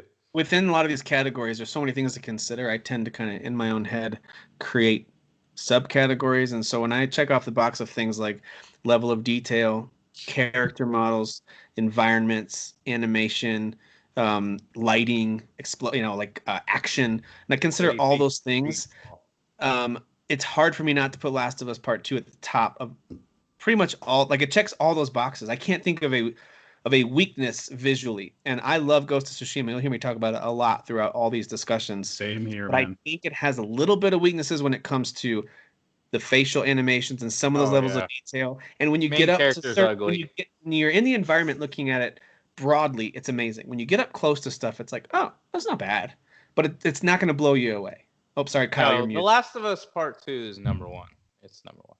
I was gonna say, in the NPCs in Ghost of Tsushima can be a little robotic, which that's not a problem in Last of Us. Because they don't really have just standard NPCs, right? Yeah, the AI is genius. Exactly. I think that's another thing. That's another whole facet of this is that like every single NPC really, really, really matters in The Last of Us. Where there's when you kill somebody and they're like, Charles. Yeah. Oh my god, dude. Yeah. That's not visuals. It's just a funny. Well, also, can we just say that one girl that you kill was playing a Vita? So. Oh, that's fine. Shameless. So it automatically wins Game of the Year. So I'm gonna put it at the top for now. We could always boot it out if we need to. Probably deserves. We're not gonna boot it out. It sounds like number 2. It sounds like Ghost and Spider-Man. Did I hear you guys saying Spider-Man should go up there? I think Spider-Man. Again, remember I'm playing on PS5, and I've played all the modes, and all the modes look absolutely stunning. And when you're playing in 60 frames per second with like the ray tracing still activated, so they have a performance ray tracing. So that one looks, it's not native 4K, but it honestly looks native 4K, and it's super smooth. It's a great looking game. It is. It's not the best looking open world because, again, when you get into level of details, all that stuff, I do think they are very sparse with the way they build the world. Well, I was actually going to not argue, just say that Flight Simulator I would have actually put above, strictly on visuals, I would have put it above Ghost of Tsushima, but yeah, that's kind of why I left the space there, because I wouldn't even be mad if Ghost of Tsushima ended up second. I wouldn't even care. But Miles Morales, I feel like, should be below Flight Simulator because it's reusing a little bit of resources there, like a lot, almost all the entire world. Would agree. So I actually, in my personal list, I'm going to put Last of Us Part 2 at the very top, and then Microsoft Flight Simulator second, and then Ghost of Tsushima third. That's my personal. That's how I would go too, myself. Actually. But I haven't played Spider-Man yet, Miles Morales yet. So dang it, man. Saving it for PS5. Saving it for my PS5, which is never available anywhere. I think you and I are just Sorrow brothers. We're never gonna get one. Worth saving. You know what? Damn, nobody's talking about Demon Souls. Holy crap, that's like one of the best looking games ever. Oh, I bet it is. I know I would probably be championing it if I had a PS5. So we should have said this at the beginning, but that one is left off of most lists outside of remasters, which is actually our next category. Oh, okay. Because it is essentially built from the ground up. Just to be real clear, people like JP, calm down, it's fine. But so it's been rebuilt. Don't listen to this show. I ripped on them too much. Yeah, right. It's been rebuilt. You're right. The code is new. Got it. But it's pretty much the exact same experience from start to finish, even though it looks way better. And I've heard, maybe even controls better, things like that. But yeah, maybe I'm off base. I wasn't including it in categories for best of any of these for 2020, except for the remaster re-release category. Otherwise, I would be arguing for Mafia here at some point. Mafia has a great soundtrack, but I considered it a remake, so yeah. Derek, do you think it needs to be considered here as a 2020 best visual, or are you okay with it being? I do think so. Like, I get what you're saying, so I'm not arguing against why you're leaving it out of a lot of categories, because I would agree with that. But we're just talking visually here, and this is a game that came out in 2020, and I played the PS3 version this year, and it looks far and above, way better than the PS3 version. We could make an exception just to talk about the visuals, because those are new for 2020. I'm okay with... Dude, you can take Godfall out and put Demon Souls in. We're still at Nobody's 11, championing Godfall except me. And yeah, that would Demon still Souls be to me. still be 11. We're going backwards somehow. They're staying right where we are. Okay, so we've got Last of Us, Flight Simulator, Ghost of Tsushima. Talk to me about Assassin's Creed versus Spider-Man. Let's just rank Assassin's Creed versus Spider-Man real quick. Dan, which one would you put higher? I mean, as far as like when it comes to visuals, what's important to me, I'm gonna pick Spider-Man. Okay. I like the style of it more. So that's one. What about you, Derek? Valhalla. Oh, get Jeff? out of here. Try hard.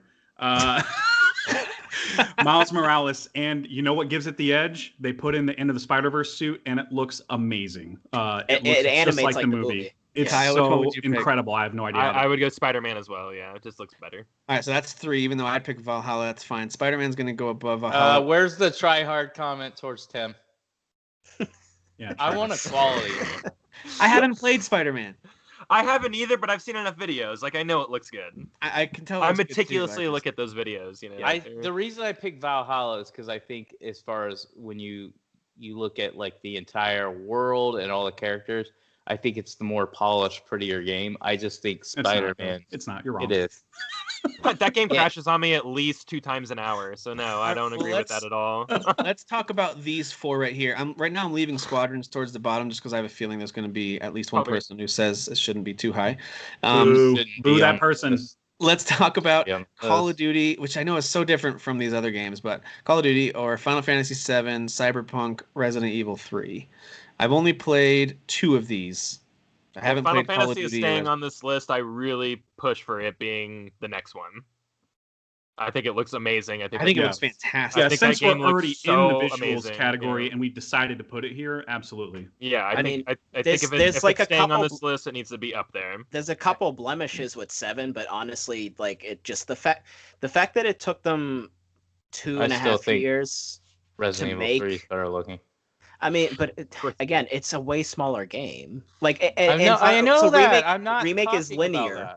I'm talking about like wow factor, like what it looks like. That's why I said you cannot compare all these 1-to-1. But you're saying wow factor, yes. And Resident Evil 3 is visually very pretty and it did wow me, but like Final Fantasy 7 made me cry, so you know. Yeah, Final Fantasy 7 has I like the artistic style it went for personally. I do too. I think it was that dance sequence that really won me over. Yeah. That took it from a 10 to a 1. If we're being honest. I haven't seen a ton of Resident Evil 3. I haven't played it, so I can't really speak to that. But I do put Final Fantasy 7 Remake over Cyberpunk. I think I put Resident Evil 3 over Call of Duty. That's just me personally. I'm backing that 100%. See, I think Resident Evil 3 and Call of Duty tied. But same here. I was going to say they're even for me, so either way is fine. But nobody's moving up Demon Souls, and it really should be higher. Just saying. Demon Souls looks great. Yeah, if we're leaving it on here, and I've seen the videos and everything, I think it looks great, and it probably deserves to be around that like Resident Evil 3 mark. Dan, did you play Demon Souls? Yeah. No, it's gorgeous. Yeah, for sure. It's gorgeous. Final Fantasy Remake, gorgeous. Above or below that, where would you put it? I mean, the actual, like graphically, like visually, I think it's definitely it's a built from the ground up PlayStation 5 game, so technically yes, but I still obviously like the biased. You like the visuals of 7 more. You like the one Sony game better than the other Sony game. You Derek, biased. What about compared to Spider-Man? Demon Souls and Spider-Man, Derek. I think Demon Souls is the better looking game. What a shocker. Interesting. What a shocker.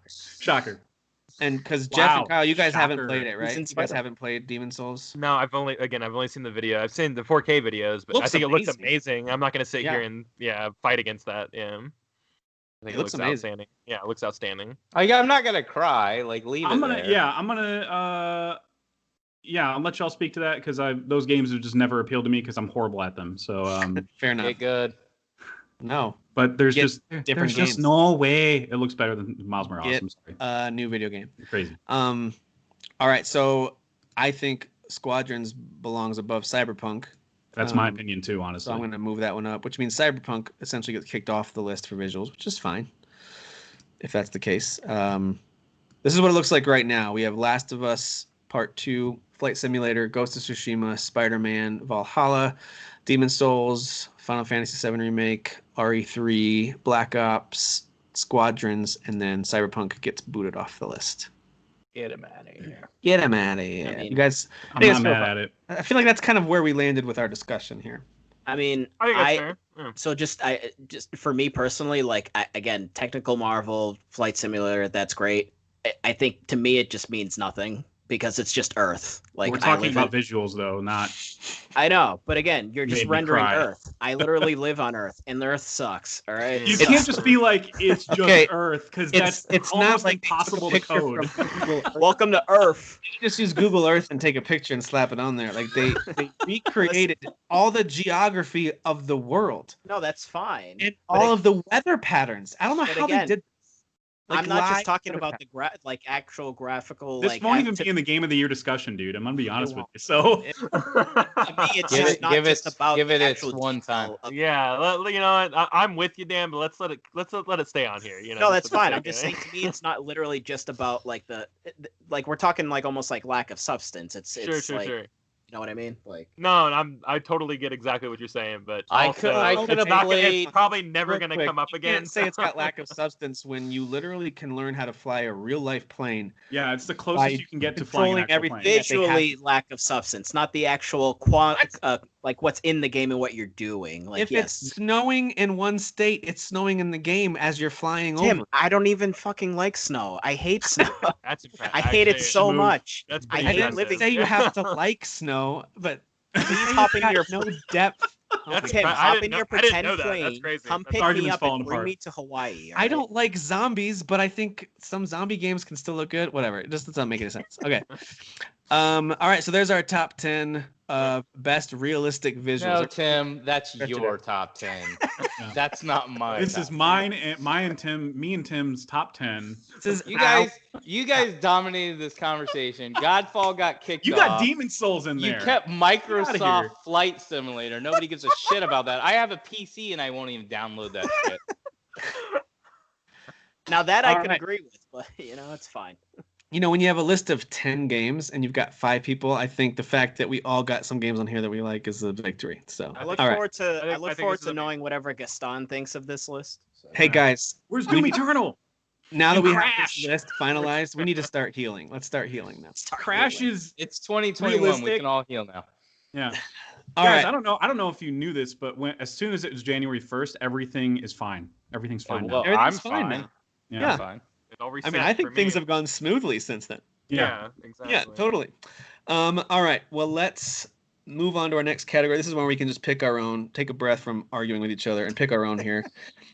This is best remaster or remake. Why don't we just try to name one? If you want to give a honorable mention or two, that's fine. But just pick what was your favorite remaster or re-release or remake or collection, however you want to define it. It's really up to you. It's just your personal picks. So I'll pick mine first, so you guys have a second to think about it if you haven't written down your list yet. Where did mine go here? There it is. All right, so there was I thought a bunch of good ones this year. So yeah. I'll just pick 2 honorable mentions for me are going to be the Mario 3D All-Stars collection. I understand it got a lot of scrutiny because it didn't do this or didn't do that. I still loved it.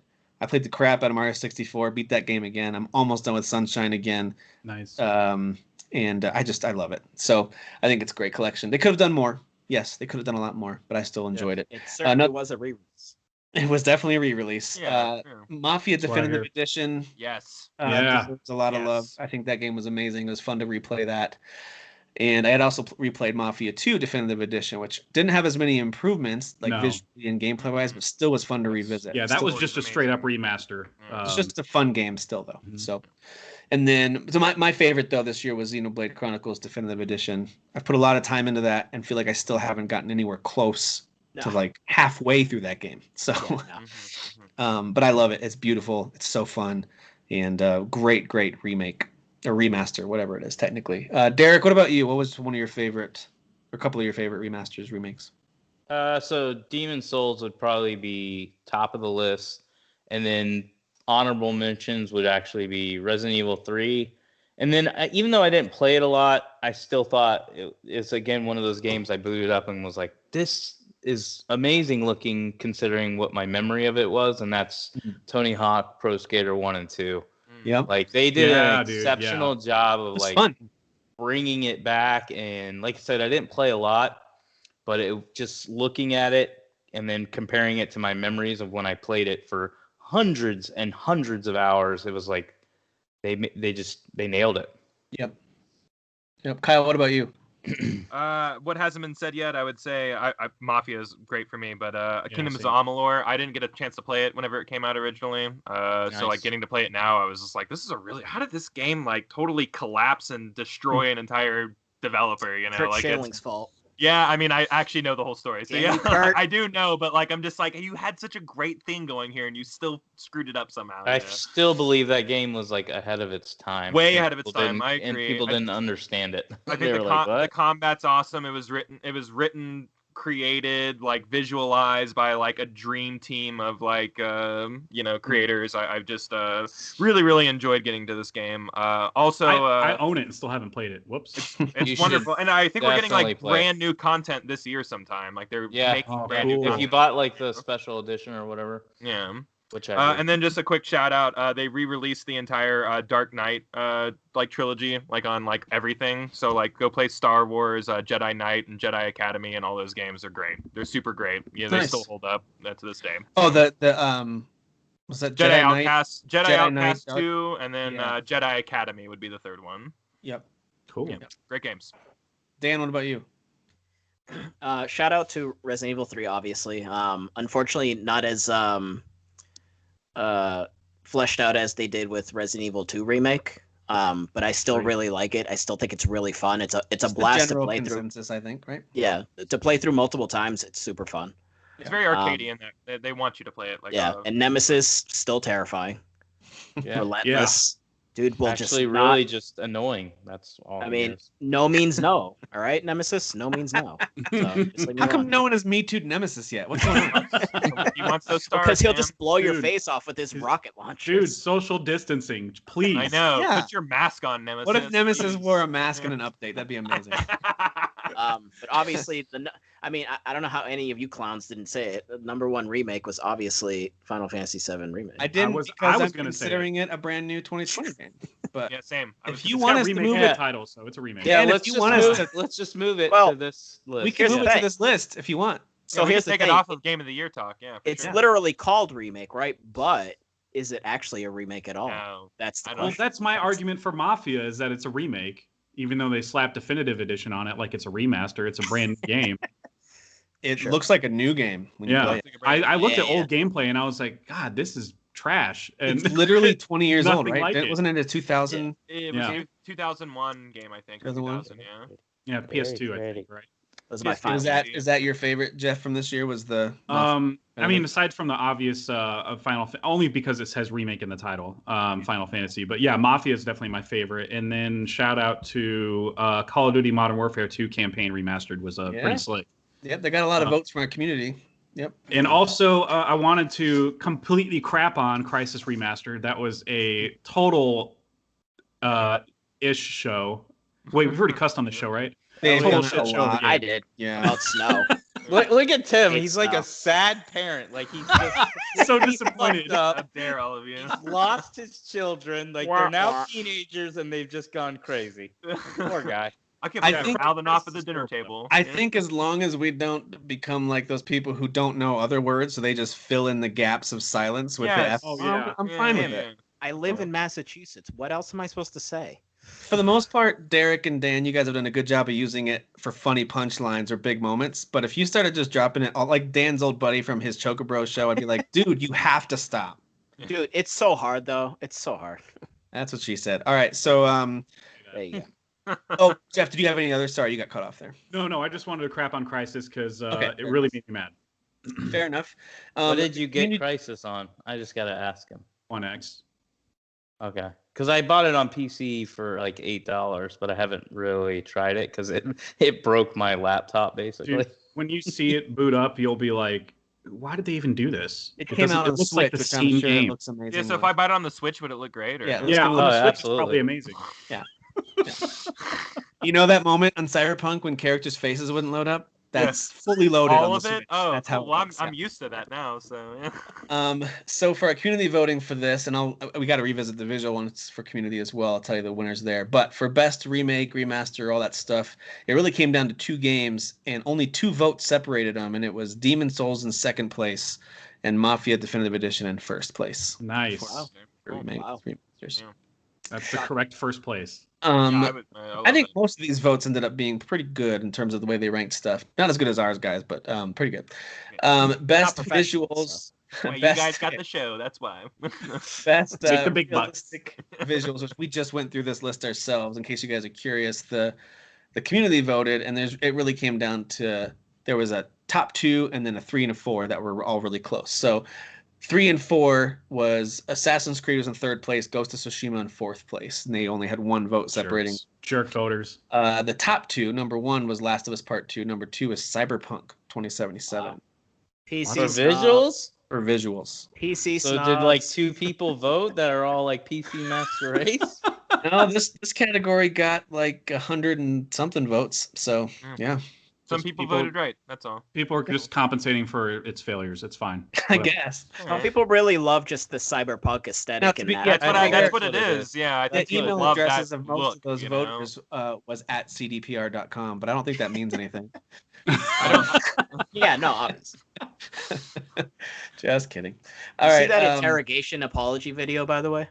I did. It's pretty funny. I can't watch any more of their stuff. I'm just like, guys, just shut up and just fix the game at this point. Yeah. Like, but the co-founder, stop saying stuff. Yeah. Do what Hello Games did. Just be quiet. Yes. Make your game better over the next couple years. Thank you. That's and then Hello Games did release. Hello Games did release a game this year, a new one, and it was decent and like no fanfare. Yep. People just kind of forgot about them after. They're like, is it awful? No. Okay, don't talk about it. Everyone quiet. All right, well, let's move on to best animated, or I hate using these words like stylistic or artistic. They're all artistic. No one get offended, please. But this is basically, they're not going for a realistic look in characters or environments or any combination of those things. So we have even more in this list, right? Even more. Yeah, there's even more. Let me share my screen so you can see this one here. Can't wait, man. This is going to be difficult. Wow. This is going to be an interesting one. So if you can't see the list, it's about twice as long as the other list was. Enhance. I could, but it's such a long list. Yeah, that's true. That's what she said. Scrolling forever. She totally said that. Long list. Look at that long list. Let's try. We're just gonna start. I'll have this. Oh, I get it. You guys are talking about a penis instead of a list. Right? I wasn't. What are you talking about? So I'm just gonna let you see the first section here. Let's just pick ones from this first section, then we'll scroll down and we'll pick together from the next section. So I'll just put Hades at number 1. You're all gonna suck its penis. I mean, it looked. All right, you've said penis now twice. I would just move it over. I was gonna move it over anyway, but yeah, thanks, Derek, for picking that one. That was your pick, not mine. That was your pick. Wasted his pick on Hades. There we go. Guys, does Genshin Impact deserve a spot on this list? Absolutely. Yes, 100%. I think it looks amazing. Yeah. I think it looks pretty. I only played it for a very few minutes, but I did. It looked really good. It's one of the. It's free, right? Yeah. So it just doesn't. On PS4. This type of art style type of game, I'm racist. So it just doesn't appeal to me. You are racist. Because it's free. What type of action is it though? Well, it's live. It's like it's real time. It's real time. It's so like aesthetically, it looks like Breath of the Wild, but like combat wise, it's not exactly like that. It's a little faster. It's a little more arcadey. Yeah, it's not quite to the point of a Muso game, but it's still faster than Breath of the Wild. Yeah.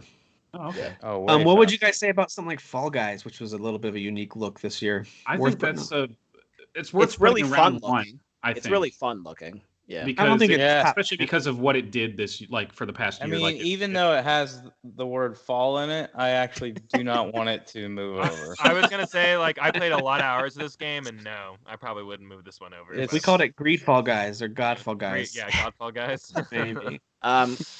Crash Bandicoot 4, obviously. That needs to come over. Thank you, Crash 4. I mean, me and Kyle just said we don't want Fall Guys to move over, and Motherfudge and Tim doesn't even. No, hold on. No, you're leaving Fall Guys. It's gonna leave. It's gonna leave round. It's not gonna make the next round. I just Fall Guys. Then. These are picks. Anyone can move something. I just want Kyle and I to be respected. That's all. You will be on the next round. No, I'd rather be silenced. It's the next round is respect round. Okay, next round is respect round. I'm gonna move Call of the Sea over. I thought that game had some real strikes. It looks really good. Yeah. I would like Battletoads consideration, even if that game is doesn't speak to everybody. I had fun with it. Kyle had fun with it. Yeah, I think Battletoads is fun. Yeah, I think it looks great too. Dan and Derek, you're the only ones who played Astro, right? Was that one worth bringing over for visuals? I thought it looked pretty good on the videos. I mean, it looks nice, but I wouldn't. No, I thought it was bland. I don't think Animal Crossing deserves to come over. Sorry, but if you guys, think Animal Crossing does deserve to go over. I just think it looks like another Animal Crossing. It really it just looks like another Animal I probably played more hours of that game than any game this year, and I don't know. What about Bugsnax? Sorry about your time. Yeah. No, you see. Hey, I was agreeing with you guys. I don't know if I bring up. What you just said a second ago, that Bugsnax is not worth it. No. Okay. Bugsnax is ugly. Terrible looking. Creeks is really cool looking. Have you guys some played of these games are made up? Creeks has to be made up. You just it's made not, that dude. Creeks is a side-scrolling game. Do you remember what was that game where you can control time and it's kind of like Braid? Remember Braid? Yeah. Yes. Creeks is like the nightmare version of Braid. It's very similar artistically. It's side-scrolling, and you got to stay in the light. You hear these creepy noises, these creaks in the house, and you go to investigate. And there's monsters that are trying to kill you. You got to stay in the light. It's a kind of an interesting little game. Not best visual, but it is interesting. Same with Crosscode. It's got a cool throwback Super Nintendo vibe to it. Very fast-paced kind of action RPG. I do like Crosscode, but even as far as like pixelated games goes, it's not the best looking. What does need to go on this list? I haven't even played it yet, but it is gorgeous. Is 13 Sentinels. So yeah, I'm all about that art style for sure. I want to get that. Can we move 2 games over? I want Hyrule Warriors and Immortals. Hyrule's good, yeah. I'm Immortals, backing up both absolutely. of those. Yeah.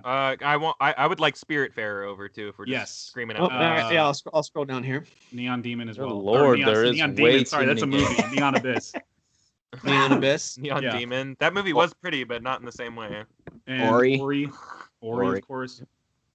I guess Ori. Paper Mario for what it does, like with its concept and stuff. I haven't played it. It looked good, but I haven't played it. Yeah, let's go ahead and do it. I don't feel very strongly about that. I think my opinion of that game is holding me back from going.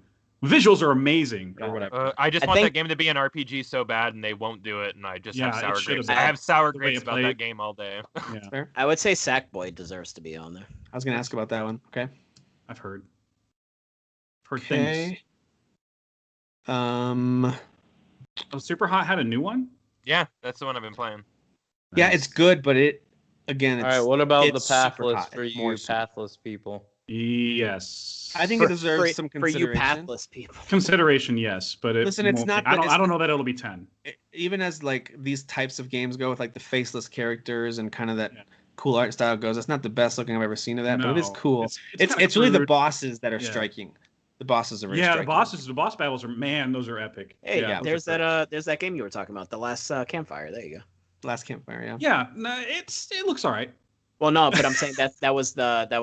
That's the Hello Game. Yeah, Hello Games. The Falconeer is a good looking game too. Falconeer is. Yeah. Okay. Superliminal. I played it in 2019, so I don't know what. I played it on PC. Did it release to consoles or something? Okay. How dare you, Tim? Is that what it did? Did it release to consoles or something? I think that's what happened. Probably. It probably was on PC in 2019. Oh, okay. Maybe. Yeah, the visuals in that are completely amazing. It's because it's like a perception type of puzzle game, and I don't know how they did it. Where like I played one kind of like that called Manifold Garden, but it quickly became disappointing when what the puzzles. But it looks cool. Like it looks like one of those depth perception puzzles where it's like the stairs are going up, but wait, now they're going down. How do they do that? It's like that, or you pick up like a triangle shape, and then if you move it a little, like I don't know, if you move it somewhere else in the room, it suddenly becomes giant or something. It's a freaking wild, some of the visuals that they did in that game.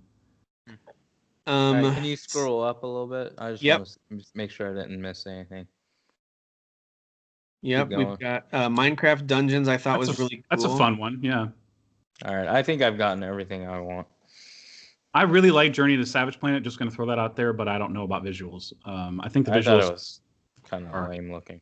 Really? I'm moving Monster Sanctuary over. I think it's awesome when it comes to that pixel art style. I know it's not going to make a top 10 or anything like crazy, but it's worth calling out if you like that style of. Has anybody other than me played Hunt Down?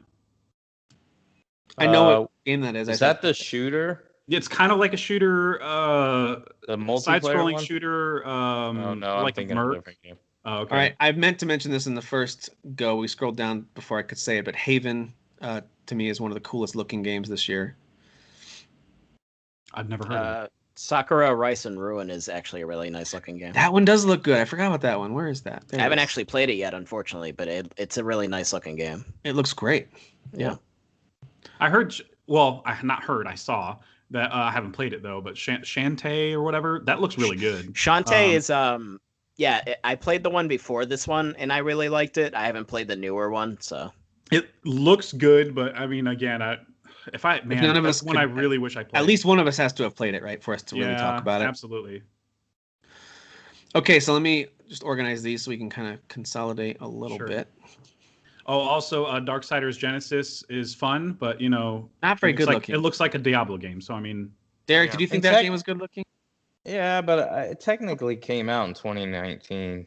I got it on PC first. Yeah, and then it came out on consoles. Same thing with the tiebreaker I made for that kind of stuff was because we've done this for so many years in a row now. If we didn't consider it the year before, let's go ahead and consider it this time because now it's out on consoles. So that's kind of how I approached it. I mean, I think it's good looking, but it's not going to win. I don't care about it. Yeah. Okay. So stuff that we didn't bring over. I'm just looking through that list real quick. Empire of Sin didn't look. I remember really loving Hunt Down, but I got to look up the visuals again. Inmost looks cool, but I haven't played it, so I can't speak to it. John Wick Hex is a cool style, but I would not call it one of the best animated visuals of the year by any stretch. I played the demo for Kingdom Hearts Melody of Memory. It was fine. It was a rhythm game, but looks like a lesser version of Kingdom Hearts 3, visually at least. Which is basically like a Pixar movie, right? It's not even close to a Pixar movie, you son of a. More Cred was cool. So it's on Game Pass. If you guys have Game Pass, More Cred was like. Did you ever play Brothers, where you used the two different analog sticks to control the brothers? It's a little bit of Brothers vibe to More Cred, with the puzzles. But the idea is, as soon as you hit any shadow, even a shadow cast by the other character, you die. You die instantly. You have to stay in the light. So it's and so the lighting and shadow effects are cool. But the rest of the visuals won't blow you away. It's just the shadow effects are cool. I don't see anything else. Hunt Down. Hunt Down doesn't really look that amazing. I guess it's a side-scrolling shooter type of Contra-esque, I guess. But it's not as fast-paced as that. But yeah, that's a really fun game. Highly recommend that to everybody. Is that the one that 80s looking game? It's kind of looks like that, but you play like a merc and you kind of swap. You have 3 different characters you can choose between. I think it might be multiplayer. It looked kind of like Broforce. You ever played Broforce? Yeah. Yeah. Okay, is it the one that Don from Easy Allies likes? He's mentioned it a couple of times. Yeah, he does. Like, pretty sure. Okay, it's really fun, man, because you can like enemies drop weapons all the time, so you're just constantly picking up. It's kind of like Neon Abyss that way, where you're just constantly picking up new stuff all the time. Has anybody played Neon Abyss too? No. Dang it! Oh no, I did play that. That had a demo, right? I did play that. Oh, okay, cool. Yeah, the visuals it's very really shiny, cool, very glowy. It plays with neon, and it's another side scroller, but very shiny, very and fast. It also forces you to think about what weapons you want to take on a level or whatever. Sure. That's a really unique game. The other one that we didn't bring over that I'll just mention, Shady Part of Me, looks like very cool artistically. I just haven't played it, but it released late in the year. It's on a bunch of consoles. It has to do with it's very pencil drawn looking with animated pencil drawings, and there's like a shadow involved. I probably would have ended up fanboying over that one if I played it. Shady Part of Me looks really cool. I just don't know if it's a good game or if it actually looks great when playing. I meant to play If Found. I know it was nominated for some game award or whatever. Whoops. Oh well. I own it too. Whoops. Way to go. All right, so we've got just over 20 games that we all decided to move over for best animated visuals. Again, I think here we can do the similar thing and skip round 2 and just go right to narrow it to the 10. I agree. And start ranking them. Yeah. So, Derek, what about you? What would you want to move over to the top 10 right away? We can start with Immortals. I've got no problem with that. I think it's game. Gorgeous. I am game. Sure. Yeah. Okay. I'll follow in those footsteps and say I think Hyrule Warriors is one of the best looking animated games this year. I'll agree with that. Okay. Is this going to be the 2 big budget games just destroying all the little guys? Is that what's happening here? I don't think so. Dan, what about you? I pick Ori. Yeah. Ori. The Sony guy picking a Microsoft game. Oh. The audacity. Fake fan.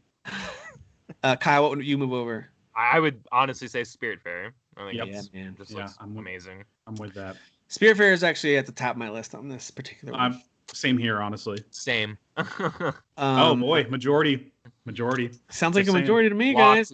Bring it up. I'm gonna bring Hades. Guess who's gonna fight you to the death? Yeah, Hades was gonna be my choice as well.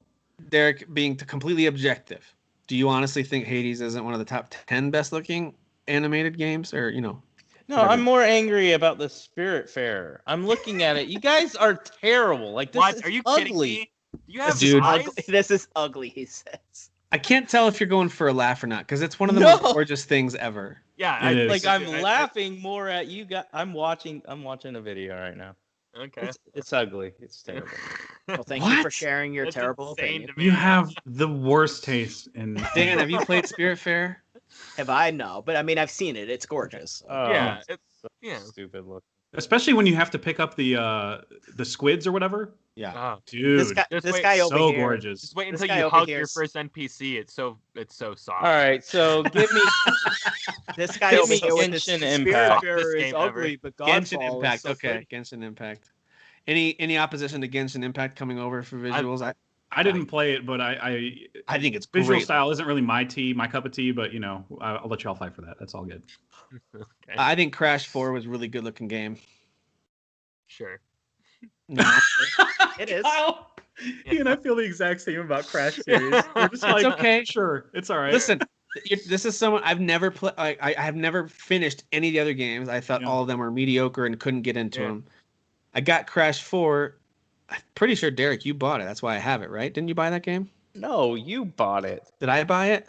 Yes. Yes, old man, you bought it. Thanks. I played it off your purchase. Maybe I got it on sale. I don't remember why I bought it, but I like it a lot. And it's not my favorite. It's not in my top 10 of favorite games to play this year. Sorry, Gaston, and anybody else who loves it. Yeah. Stop apologizing to Gaston. Gaston, you have terrible taste. I do think visually, it's pretty good looking. But no, it's very nice looking. Yeah. I think it looks great. Yeah. I mean, yeah. This is not for how it plays. This is for how it looks. I'm here. Oh, really? I said that about Godfall, and you all shit on me. Well, come on, Derek. Because you latch on to mediocre games like nobody else does. I swear. Speaking of Spiritfarer, I really think that one needs to get the hell off the list. Yeah, like to the top, so we stop talking about it. I agree. We just lock it at the top. We don't have to talk about it anymore. I genuinely am confused as to why you don't think that looks good. I'm confused too. Yeah.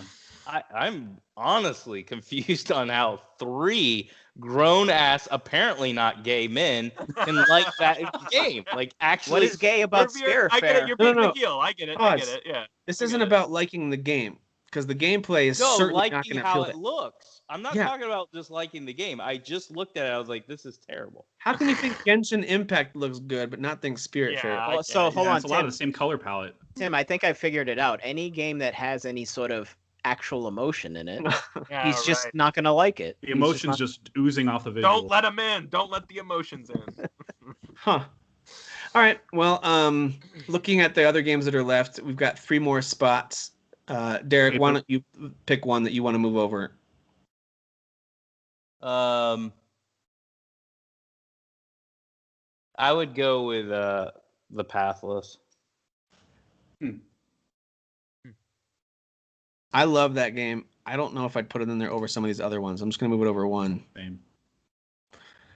I'd actually put Haven in before that. Have you guys not played Haven? Anybody played it? I just played it. I actually really like it. Very smooth. I haven't played it yet. I know what it looks like, but yeah. I'm not saying it's a great game. Jesse White, our buddy, very correct. It does get very repetitive. It's not like I haven't gotten that far, to be fair, but yeah. The gameplay isn't anything to write home about. Oh, yeah, I've seen the visuals of this. Yeah, it looks kind of cool. It looks like Genshin Impact, really. It does. But when you start flying around and then you start to find these paths where you can actually fly up into the air and follow this kind of stream of energy around, it's just really creative visually. Again, can get redundant visually too. So I don't know. I kind of put it into the middle. Maybe it's not totally like Genshin, because Genshin is like pretty like Genshin is like when you look at a scene and if you remove the character, you'll be like, oh, this is Breath of the Wild. Like the backgrounds do for sure. I guess it's just absolutely just straight up Breath of the Wild. So. I'm locking onto that like anime looking like character. See, I'm more. I like Haven better look. I think Haven's better looking than Spiritfarer. It's just the art style. I don't like Spiritfarer. I thought it looked stupid. This looks cooler. But obviously, you can tell by my taste. What are the games I picked? Immortals, Hyrule Warriors, and Genshin Impact. And they all 3 look very, very similar. Yeah. And then Ori would actually be my top spot. Ori and the Will of the Wisp, to me. I think Ori deserves to be pretty high up there. I mean, Ori is literally art. It's like a painting. It's literally. I wouldn't have a problem with that either. Yeah. If we've got, this is how it's going to go for most of these discussions. If there's anyone who's dramatically opposed to something being in a top spot, we got to hear it out and maybe pick something that we're more okay. Like for me, here, I'll show you the ones that I think deserve to be towards the top. It's going to be Ori. It's going to be Spiritfarer. Sorry, Derek. It's going to be Hades too. I think that belongs on there. Those are the ones that I think are in the top, personally, for this animated category. And I do think Immortals and Hyrule Warrior needs to be higher. Okay. Not just because I like the game. I think it looks amazing. Depends on what console you play it on there too. But yeah, on PC it looks fantastic. Well, Xbox Series X looks amazing too. Okay. 13 Sentinels definitely needs to be on the list. I think so too. Art style. I just haven't played it, so I'll trust your judgment. Picking a lot of the same looking games, aren't we? A lot of anime looking games in this for sure. I mean, anime always wins, Jeff. All right, just anime always wins. Hey, I tried to pick Pathless. I think Call of the Sea needs to be considered. Call of the Sea has. I think Call of the Sea looks awesome. Has this really cool. It has these moments where it's like, oh, this looks a little bit like Sea of Thieves, and then other times a little bit like Wind Waker, and it's just got a really cool aesthetic where it's sometimes cel shaded, sometimes realistic, sometimes just a cartoon brought to life, and it's all in first person. Mm-hmm. I think it's cool. It reminds me of like Firewatch, the animation style a little bit. It's a better looking Firewatch, yeah. Mm-hmm. It is. Some of the lighting there is pretty interesting too. So as you get farther in the game and start unlocking bigger parts of the island and bigger elements start to move around, it really is like, whoa, they did some cool things here. So I really like Call of the Sea. Trying to think what else should go over here. If more people played Superliminal, I would fight for that more, because the way that they played with perspective is just, it blows my mind to make an entire game out of that, but it's fine. The more I'm thinking about the Pathless, the more I want to move it over. There are a lot of moments where you get up to the top of these towers and you look out over the entire kind of whatever plateau you're on, and you jump out and start gliding with your eagle. It is really cool looking. Oh, dude, and when you put on that mask and you can see like your objectives and how red they glow, it's just the way that they glow, man. It kind of blows me away a little bit. The world looks really good and the character model's interesting, but it's really, man, those boss fights are so epic. And I know we're not voting on boss fights here, but the visuals during the boss fights, like that final boss fight was just visually, I had to lean back as I'm fighting. I was like, dude, this is so good. This is so good. So it's crazy to think, but this developer that did Abzu, some abstract underwater game, did a really good indie like action game. They kind of did like Shadow of the Colossus mini, because it's a much shorter game, right? Yeah. Much fewer bosses to fight, but it's very similar because there's no enemies to fight until you get to boss battles. All right, so we've got 8 games up here so far. Man, I feel bad about Paper Mario. I mean, I think all of us at least seen it. I didn't think it was that good looking of a game, but really? I hate the origami crap. Sackboy, which I thought looked amazing in the videos. Does it look great? If I played Sackboy, I'd probably be like. So Sackboy, Sackboy: A Big Adventure just looks like a way more detailed version of the Little Big Planet games, but they actually, and it's Sumo Digital. It's not actually Media Molecule. Media Molecule, thank you. It's not them, but they even borrowed a little bit from Tearaway. There's actually some like kind of like paper textures in the environments too. Like it's a really cool combination of like what Little Big Planet is and a little bit of Tearaway. Cool. And it is actually pretty detailed. There's a lot of really like cool looking characters that you meet, and the outfits that you wear are really cool too. A lot of customization, but I think visually it's very interesting, and it actually is pretty detailed. I mean, it's not. I don't think it's quite on the level of Crash, because Crash, you could probably actually seriously make an argument for being like, oh, this is almost Pixar-esque. Not so much Sackboy. Yeah, like 90s Pixar, maybe. Okay, sure. For God's sake, some people need glasses or something. No, you need to watch more current Pixar movies. I have. I just don't want to watch Toy Story 4 because they should have ended at 3. All right. See, I picked Crash in the same way that I. The animation looks amazing. In the same way that I picked Ratchet and Clank back in 2016 as one of the coolest looking games. I think Crash is right up there with it. I think it looks great. I don't know. I think Ratchet looks way better than that, but. Well, it's fine to leave it in the 10. I'm just, we're just talking about it. Yeah. Do you mean like the new Ratchet that's coming out? Yeah. Yeah, no, well, that does look better than Sackboy. No, I meant the one from 2016. I meant that one. I think it was that was one of the best. 4. Yeah, I don't know, maybe. We've got 2 spots. Haven, Call of the Sea, 13 Sentinels are not on the list. Do we want to move 2 of them over, or is there anything else that we have left off that is upsetting anybody? Man. I mean, nobody else is going to vouch for this, but I really loved the animation of Battletoads. It felt like I was playing a cartoon. I thought Battletoads looked good. I thought Battletoads looked like hand drawn and looked really awesome. Yeah. I gotta subtract the fact that that's almost so like that much. But for me, I kind of compare that like if it was it would be battling Ori, and I think Ori is a better looking game. Oof. Like that's how I see it in my head.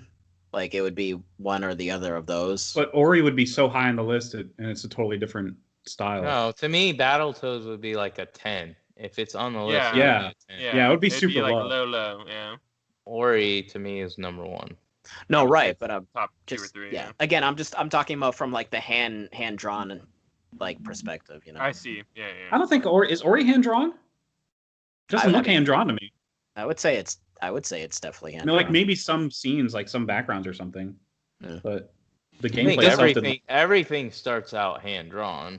Yes, of course. Like I think like once you leave it in the game, like as the game looks. Spiritfarer looks like animated drawings by an animator. Yes. And that's what Hades looks like too. Yeah, you can tell when it's hand drawn. Animated drawings by an animator or any kind of artist, but it doesn't mean it still looks like a piece of art. But anyway, we'll get back to Ori. I think based on what I've subjective, Tim, everything is art.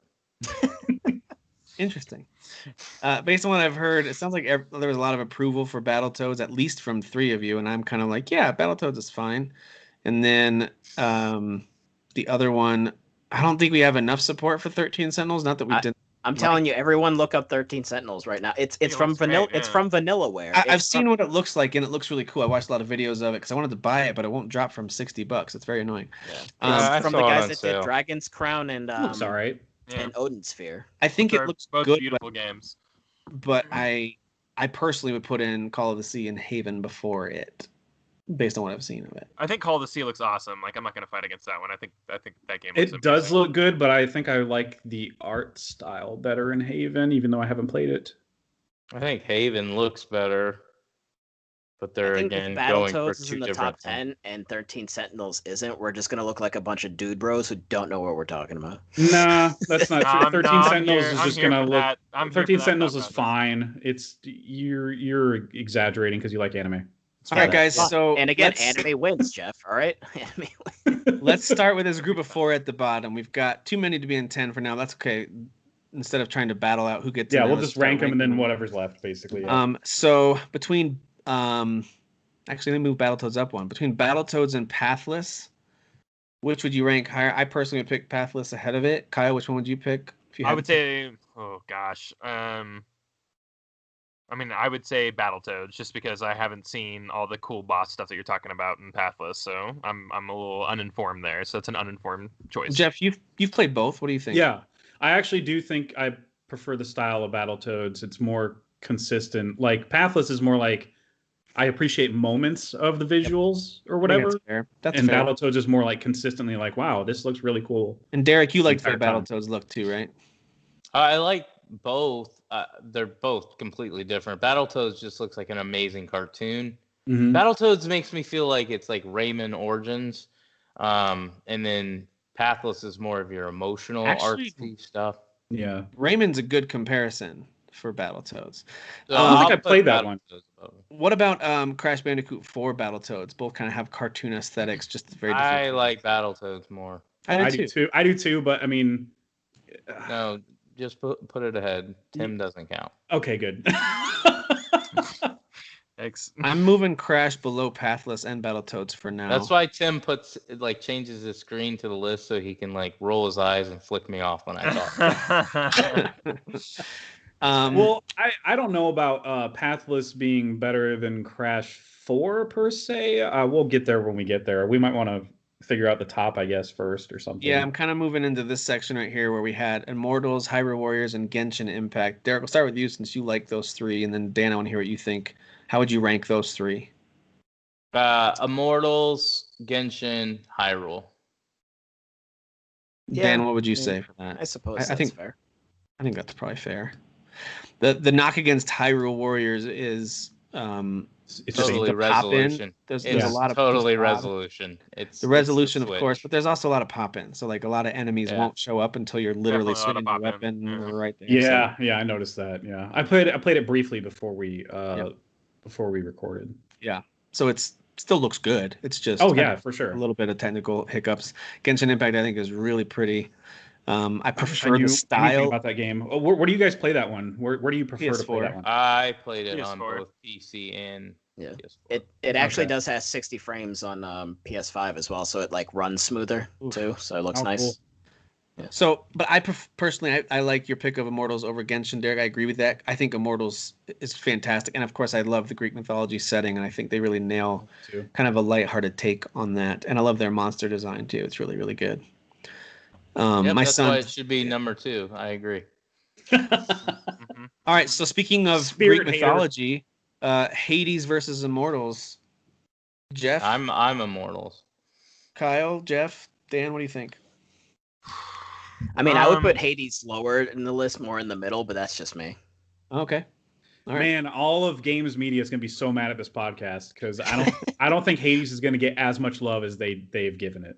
Yeah. Like there was so much of games media Twitter going, Hades is game of the year, and I'm like, all right, let's calm down. let's settle down. Of the whole year? Yeah, the whole year? Did you play everything? Yeah. Is that the only game you played? Yeah, right. I love the game. Hades I put a lot of hours into it, but like Hades. the whole year, okay, sure, I guess. I gotta be honest, I think Hades looks better than Immortals to me, but I did play Immortals on Switch too, so... Yeah, I played Immortals on. I do play Immortals on Switch, but I think it looks great on Switch too. Just the draw distance is garbage. I'm with Kyle. I just like the style of Hades better. Me too. I don't know. Honestly, that's what it comes down to. It's what type of like anime, cartoon, what style are you into? Mm-hmm. Right. Yep, I give Hades just barely the edge over Immortals, and I love the way we're talking splitting hairs. Same here, yeah. Dan, any thoughts on those two? I mean, well, he as wanted far to as drop what Hades. I would pick Immortals above Hades, but again, I think Hades should go more in the middle, but that's just me. So okay, what about Spiritfarer, Ori? Do they both belong in the top 2? And if not, where would you put them? Who would you put at the top? Kyle, let's start with you.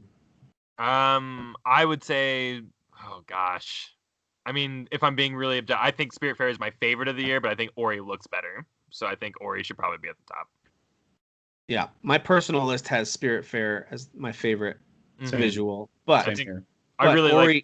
What do I have? Ori, I think I have Ori at 2. So putting it on our combined list at number 1 is fine with me. Yeah, I mean, I'd put it Spiritfarer at number 1 personally because I think that game is just like really like lighthearted and like pretty. So just vote. Ori can be you got 2 votes for number 1 right there. Well, I'd say Spiritfarer. Or like, there's not a lot of like lighthearted, like pretty beautiful games, and I think Dan and Derek pick Ori. So Jeff, it's down to you. Well, I just don't think.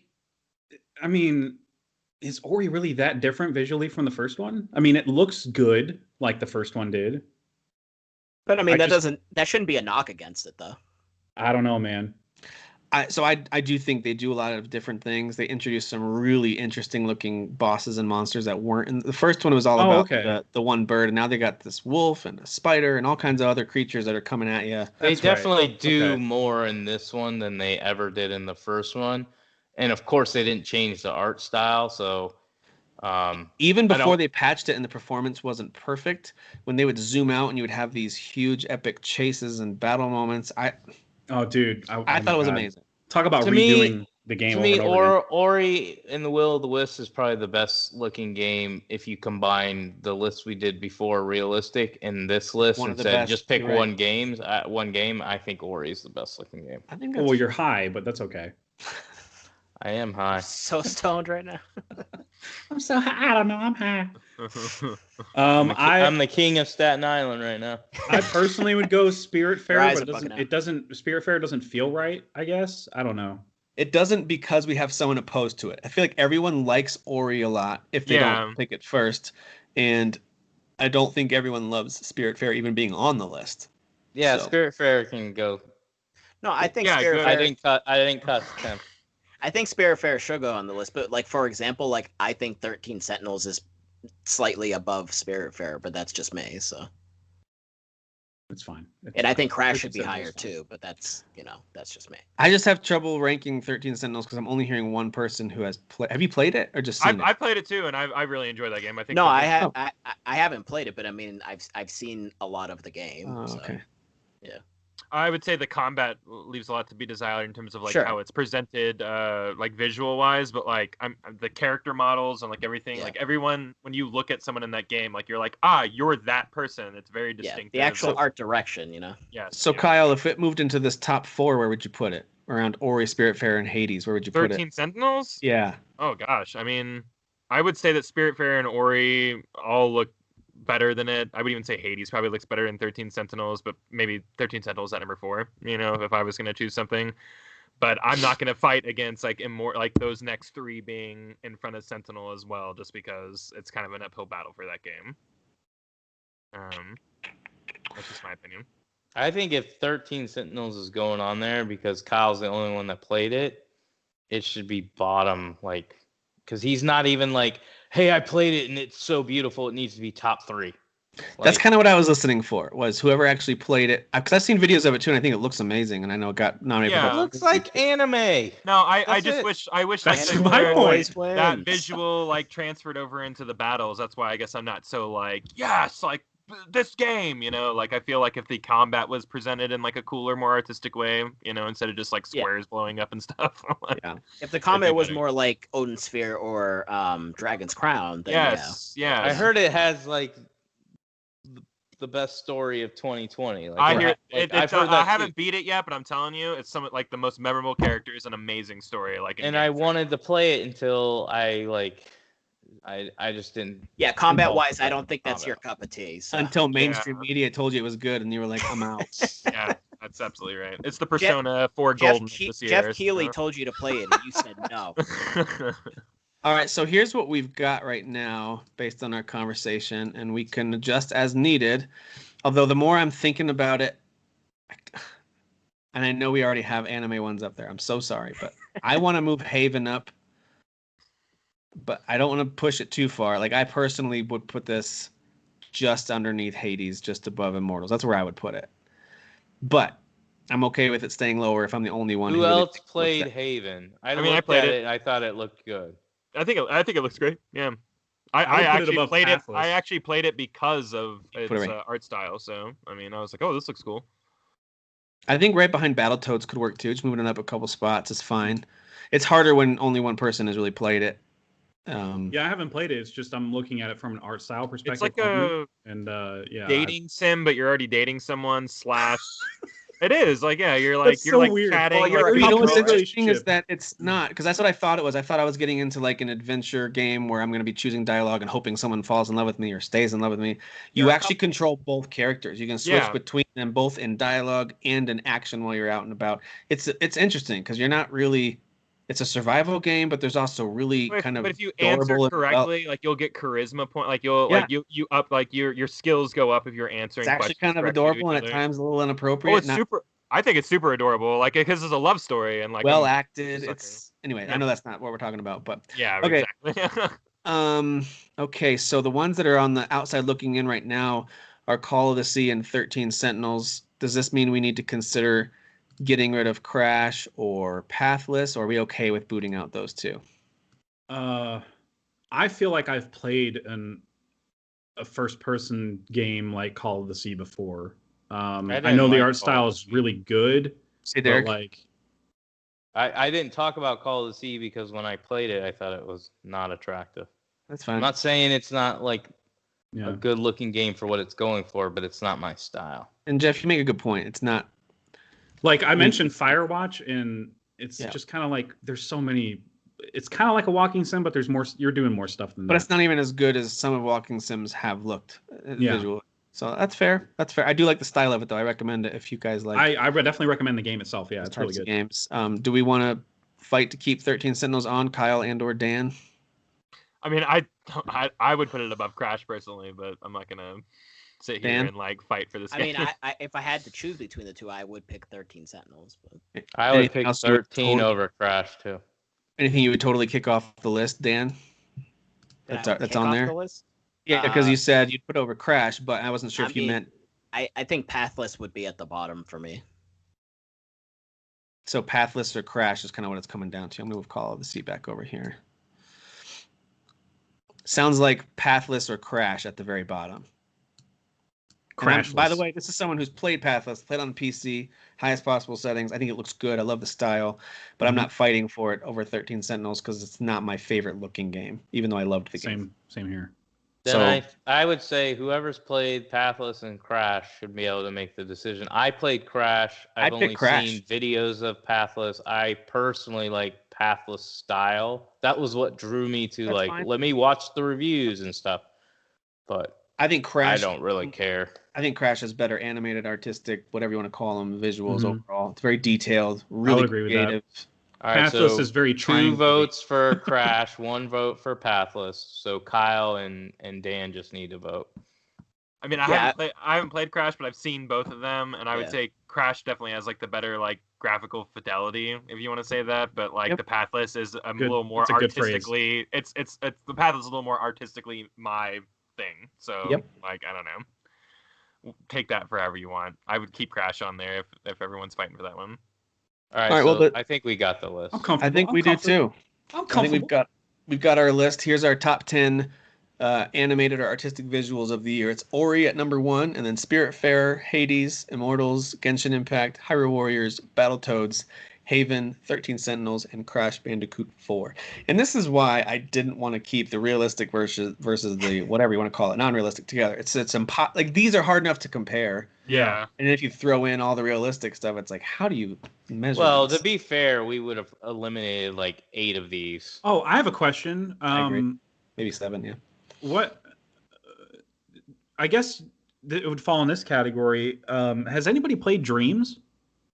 Yes. Yeah. Okay. I mean, there's a ton of animated stuff there. I just didn't know what. So that's a weird one because it depends on who made which user made thing you're playing. I mean, there's like almost no realistic stuff in there, in my opinion. And the demo, the 3 or 4 hour demo, whatever, is all animated and it's just amazing. Dreams is cool. I enjoyed my time. I still would prefer like Sackboy, for example. Yeah. But, I get that. There was just a lot of stunning stuff in the demo. Like it was so Thank you for using the word stunning. Thank you.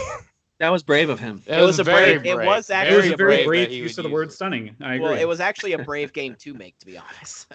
Yeah. All right. Well, let's talk about the votes that we got. We actually got a lot fewer votes for the best animated visuals than we did realistic. But uncultured jerks. They were also more spread out. Swines.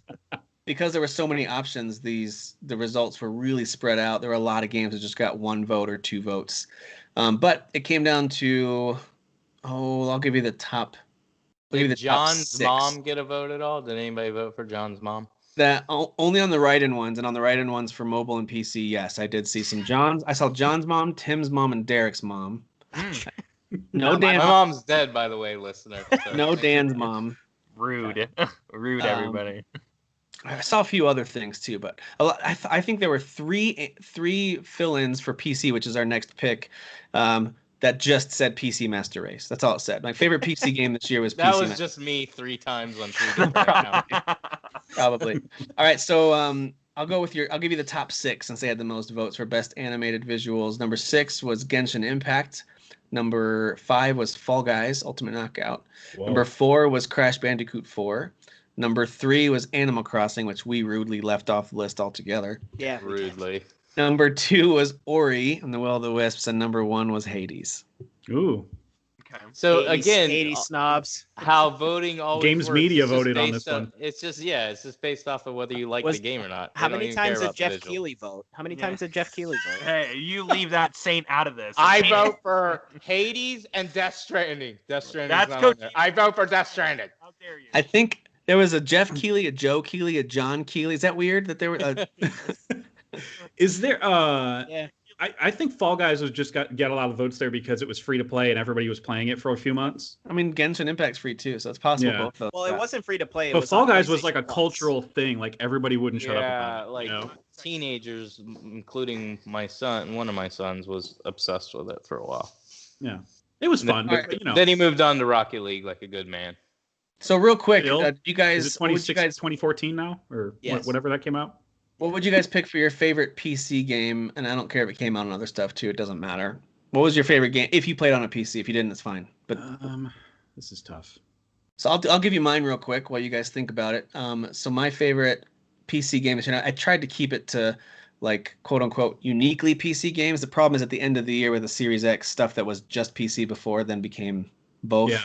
So whatever. There's really no rhyme or reason to my list here. Then after that, my very favorite game that I thought of as a PC game was Crusader Kings 3. Just a unbelievably amazing strategy game, super in depth. I'm not great at it, but I still had a blast with it. Spent a lot of hours on that game.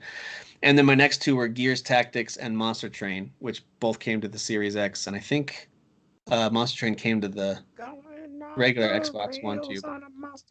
Monster Train is a really fun, really visually cool card battling game. It's pretty fun, and of course, Gears Tactics was a blast as well. So, anybody else play on PC and have something you want to pick? Doesn't look like I had any PC games. Good. What was it called? Second Instinct or something like that? Or let me look it up real quick. Oh, okay. All right. So I'm looking for like exclusives, not just hey, I played it on PC. Same. So I would say Kentucky Route Zero, but when the last episode came out, it also came out on consoles at the same time. So it's not really fair. But I did play that thing all the way through from like its first episode, like as it came out, because it came out like over the course of like 6 years or whatever. Yeah. So like I played it like as each episode came out, I played it. That game strung me along. It's such an interesting game. Almost cruel the way they took so long to come out between episodes, but it made me forget like where I left off and stuff. But Derek, the game sometimes when I glance at you, it looks like you're holding your phone up above your shoulder. I know.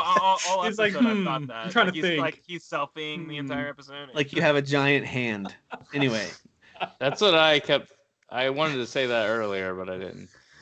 My game for PC would be Second Extinction was what I was trying to say. Oh, I've heard of that one. You talked about that before. It's the dinosaur Left 4 Dead type game. Oh, okay. Yeah.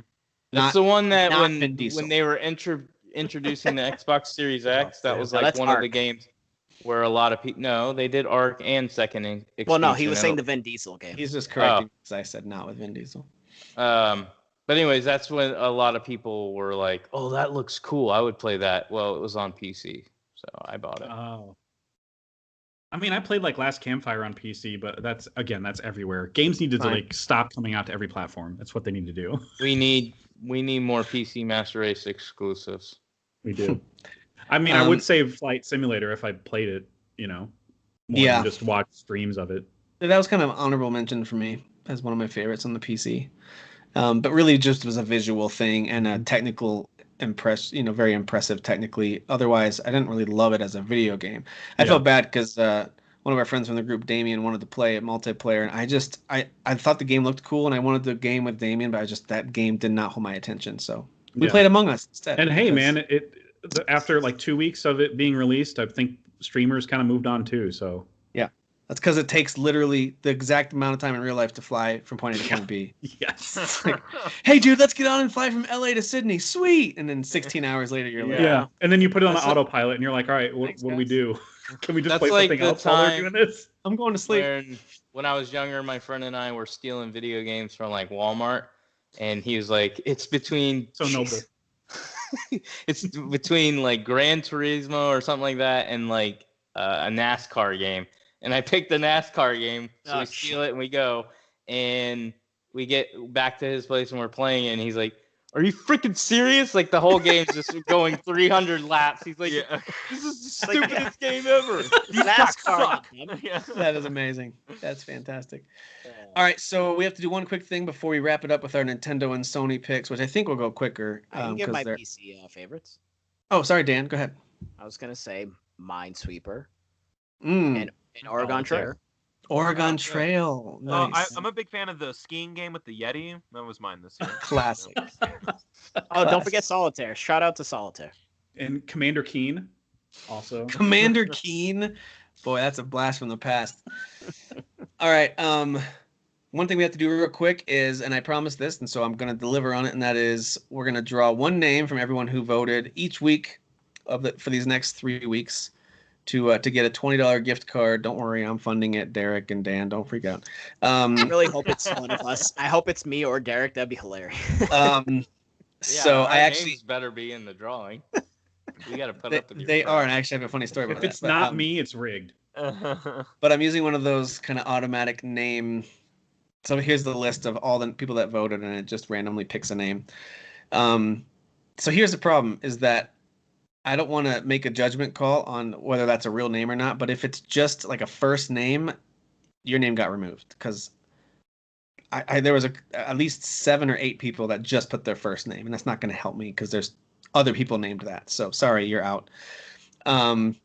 Also, if the name looks made up or silly, I also took it out. So I'm sorry. There are a lot of names in here that are clearly not American names, and I did my best to leave those in if they look like legit. 80% of them. That's racist. You gave me a wow reaction. Okay. How many Middle Eastern people are you banning from this? Not very many. There's a lot of names in here that I'm going to struggle to pronounce, so bear with me. All right, so let me run it for this first one. Drum roll. Someone give me a drum roll. No. Thank you, someone. Okay, Alan Heinen. Oh, I know him. Hey, that's a person. Alan. You know him. We should not give them the rewards unless they claim it, which means they'd have to listen to the show, which means we could just keep going until one of us 5 gets drunk. Yeah, there you go. Nice. That's the best Frozen Tim face. I know. That was the best Frozen Tim face. You need to claim it, and if you don't claim it this week, the next week we're drawing someone else for that. So, Alan, claim the $20. Just send me a Facebook message with your digital shop of choice. If you want eShop, Xbox, or Sony, you let me know, and then I'll send you the code. No, it's gonna be one of the major video game platforms. What is that? I'll send nudes too. So whoever claims it. Oh, I should have mentioned that. Prize $20 and nudes of Derek. Free subscription to Derek OnlyFans. Yeah, absolutely.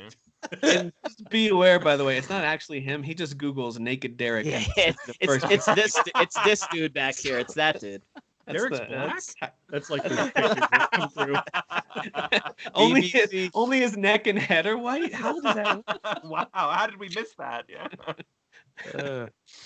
All right. On that lovely note, let's BBC. I know that we're hitting 2 hours, but that's okay. This is what these Game of the Year things are all about. We're gonna roll into best Nintendo and best Sony game. I think Nintendo won't take too long because there's not a ton of 3 games. Yeah, not all of them were worth singing the praises of either. So whoops. Ouch. Nope. Jeff hating on Nintendo. Hey, all right, man. so I put the Metacritic score up for this one too, in case you were curious. Oh, cool. I did for this one, but anyway, I'm gonna totally disregard that. Yeah, please do. We can do a top 10 or top 5. It just depends on how many get nominated to move over. So let's just jump right in.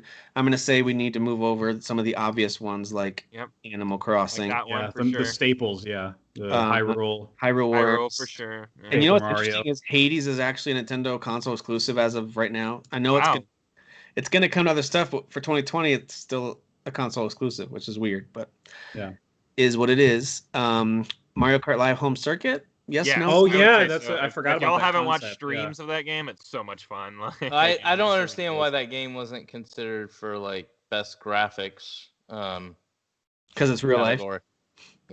That's my point. It's your actual living. It's got the most P's than my any living other room's game. amazing, guys. You don't understand. We should replace the flying simulator, right? Yeah, I was gonna say like if in the same vein as Flying Simulator. Yeah, people had the same reaction. They're like, they recreated my living room. All right, so Paper Mario. Did anyone play that enough I to? did, yeah. Now, by the way, this is overall game experience. We're not doing visuals anymore. This is best Nintendo game. So yeah. But I'm assuming if we don't put it there, it's kind of like what else is going to be on this top 10? I haven't heard of any of the. I mean, I own If Found, haven't played it. I know what Disc Room is. That's a Devolver game. So I played Good Job with my son. It was goofy and fun, little physics-based puzzle game. It's fine. I could move it over because I've played it, and we could rank it just because it's there. But here's what's weird about Grindstone. Grindstone was my favorite mobile game of last year. I thought it was an amazing game. Came out on Apple Arcade, and do we consider that for this year now that it's hitting consoles or now that it's hitting Switch at least? I love this game, but I don't know. We didn't talk about it last year because it was a mobile game, so no one cared about mobile games. Mm-hmm. So just curious, and quick no one take. Still cares about. One should. Yeah. Quick take: should we consider something that was awesome even if it came out on mobile and wasn't even talked about last year? What do you guys think? I think if we add this, we obviously have to add Elder Scrolls Blade Skyrim or whatever that awful mobile game is that came to Switch. Did that come out on I'm Switch? kidding. I haven't played this game, so I don't even know what it looks. I don't know what it's about. Like I would say if you're vouching hard for it, you put it on because we're probably going to be short of 10. I freaking love Grindstone. It's a great puzzle game if you like puzzle games. I'm trying to see if some of the other games that I played on Switch were only for Switch. Okay. Because there are some games that I definitely played that missing. I don't see. I think Super Meat Boy Forever is going to come to other consoles, but no one cares because no one likes that game. Yeah, it's too hard. Skellboy was really fun. It kind of looks like Paper Mario a little bit because it's like Skellboy 3D, but everybody's kind of like one dimensional. And you're going around and killing zombies, I guess, and you're putting on different hats and they're not hats. They're like skeleton faces or whatever. That give you like different perks and stuff. That's a fun game. Crap. What else did I play? Crap. I played crap. That's what I played. Yeah, that's all that's on the Switch. Can we say the Bravely Default 2 demo? Yeah, can we? Yeah. Love that demo. That game comes out next month, guys. I'm pumped for that one. I'm super excited for that game. I would say this list could take a short hike. Raji was good one. Cool. I don't know if y'all heard of that one. That one's pretty cool. Hey, Derek, after that joke, I am dead. I'm sure you are. And I found that you're a Paradise Killer. All right, so I'm going to go ahead and say this is going to be a top 5. Okay. Yeah. Sure. And we're going to go ahead and go with what's here so far. That's not because... So if you enjoyed playing stuff on your Switch this year, awesome. I just don't think there were that many amazing console exclusives. They took the year off this year, for sure. So I guess we'll call it a top 7. I really don't care. We can do top 7. There's just not that many. So we'll just move them all over. Like 7. All right. So I think Hades was far and away the best Switch game this year. And then I think after that, I'm going to go with Hyrule Warriors. And then I'm not really that picky about the rest of them. I mean, my number 1 is Hyrule Warriors. Okay. And then what about after that? Do you have a lot of preference after that? I mean, because you didn't love it, but you liked it. Liked what? Hades. Yeah, I liked it. That would probably be my number 2 because I didn't play anything else. Okay. All right. Kyle, Jeff, Dan, any thoughts on any of these? Yeah, Hades is up top for me. And I would go Hyrule Warriors personally, but I know Animal Crossing has an audience here, so... I mean, that's just me. Probably. Me too. No, Kyle too. I played almost 200 hours of that game this year, so... okay. Where would you guys? And it was like a cultural thing, you know. Yeah, it definitely was. Yeah. Where would you guys put Animal Crossing for Nintendo this year? Was it your favorite Nintendo game this year? For me, yeah, I would say so. Yeah. So it's got 2 votes at number 1. Hyrule It's pretty Warriors much the only one I've But played. unanimously, I think we all like Hades. It sounds like, right? Yep. I mean, so like I kind of like that approach to it. It's just like we I all like actually haven't Hades. played Hades. Oh well, never mind. Look at me speaking. You should. It's really good. should. Do you even game, dude? Like, Games Media ranked this number 1. Okay. He games. He's too busy like building like towns for his wife. A Christmas Island. Kyle, must build my wife a village. Island? I haven't played since the fall, so I haven't played in a couple months. Fair enough. So my order of what we have here is going to be Hades, Hyrule Warriors, Animal Crossing, just because I know there's 2 at least who really love it, even though didn't do it for me. Hyrule Warriors. I mean, I would fight for that one to be top 2, top 1. You know. Cool. Are we not considering Cuphead and Ori because they were Xbox or? Yeah. Okay. They already got ranked in previous years. Gotcha. Okay. And that's one reason why Ori and the Will of the Wisps is not an Xbox exclusive this year, which is weird because it came to the Switch like 5 months later or whatever it was. It's a multi-platform game. Yeah. So yeah, that's my top 4, and then after that, I don't have a preference. I guess I would put, just based on what I know of them, I'd probably go Paper Mario, then Mario Kart, and then Good Job, which my son played. Yeah. I don't know enough about Paper Mario. I really did want to give it a try and just didn't. It's really fun. The combat just annoyed the hell out of me. Yeah.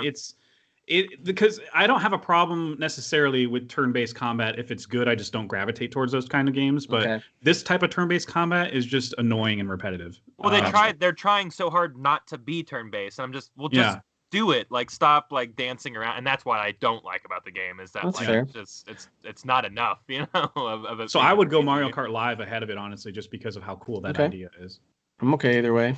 Yeah, I'm telling you, people who have cats and they play Mario Kart Live are like the best videos of the top 2020. So you're saying I should buy it then? You should buy 100%, it. Yes. Cats that Your I would cat have. will love game you if I ever forever. heard one.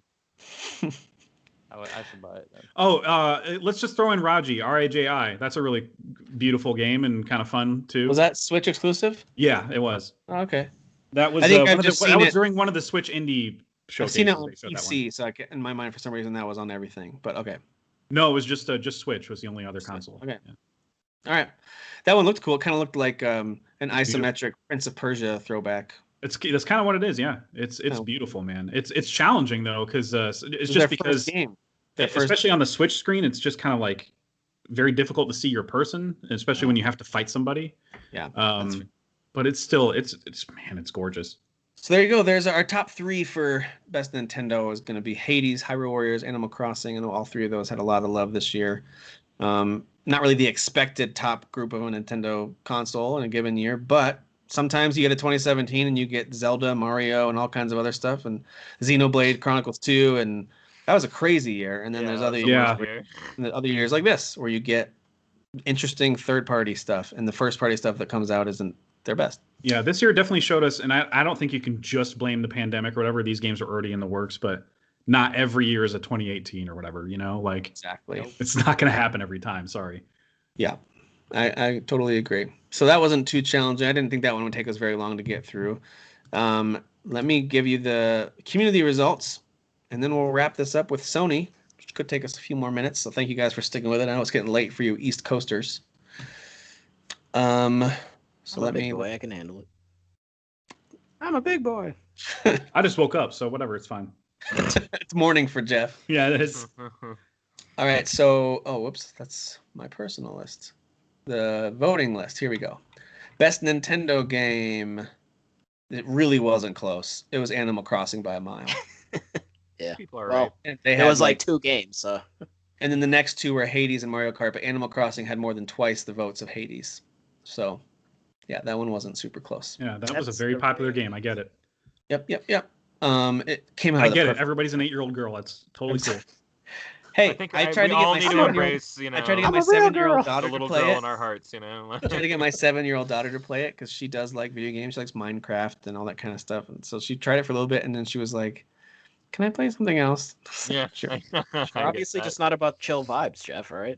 So you're just high strung and all like. I am because I played vibes. Tetris Effect Connected, which is it's like a chill Tetris. I love Tetris Effect Connected. That was really cool. By the way, I should also mention that my 7-year-old daughter is the same little girl who at one point, while playing Rocket League with her brothers, was like, "Try that again and see what happens." So maybe Animal Crossing Perfect isn't really for her, I guess. It's ready for the real world. Yeah. Good. My wife and I were both in the kitchen when they were in the living room playing that, and we looked at each other like, "Did that come out of our precious little princess's mouth just now?" Yeah. Anyway. See what happens. Yeah. Got you. I don't want to know what happens. I'm terrified. Yeah, that scared me. Yeah, a little bit. All right, guys, let's wrap this up with Sony.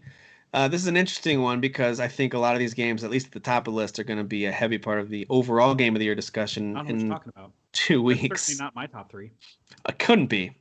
But here we go, and let me know if I'm missing anything. I know there's probably some that came out on. And by the way, when I say best Sony game, because we're in that weird year where the PS5 also released, they're all up for grabs. So if you want to throw a Spider-Man on here, that's why I put Spider-Man on here, as well as stuff that came out on PS4. So, cool. Wait, that came on PS4 too. I'm trying to think of a PS5 only game. Sackboy, right? So Sackboy is on there too.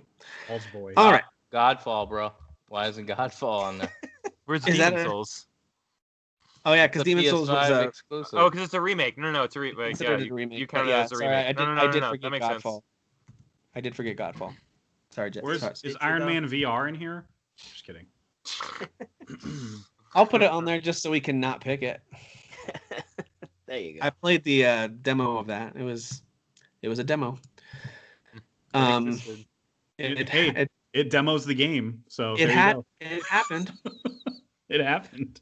All right, so for the sake of some time, just to get us rolling without wasting too much time, I'm going to move some of what I consider to be the obvious ones, like Final Fantasy VII, Ghost of Tsushima, Godfall, Neo 2, Genshin Impact, thank you. I'm gonna put I thought that was a Switch. Okay. I don't know why I thought that was. It's coming out on the Switch later. It is but coming. right Oh, now. okay. It's only on PC and PlayStation and mobile. I'm gonna move Spider-Man and Last of Us 2 over, and I'm gonna move Pathless over. Sackboy. Why did I not think? I thought I played Pathless on Xbox. Hold on. No, that's just PS4 and PS5 and PC, I believe. All right, there's our top 10. Let's go. Yeah, Microsoft. Okay, yeah, you're right. What the heck? I guess I played it on PS4. Man, I'm imagining things. So some of the ones that we didn't move over yet, guys, let me know if you want me to. Dreams. Do you want me to move Dreams over? A really cool idea for a platform. So Dreams, Death End, Request 2. What is wrong with people? Bug Snacks. Does Bug Snacks come over?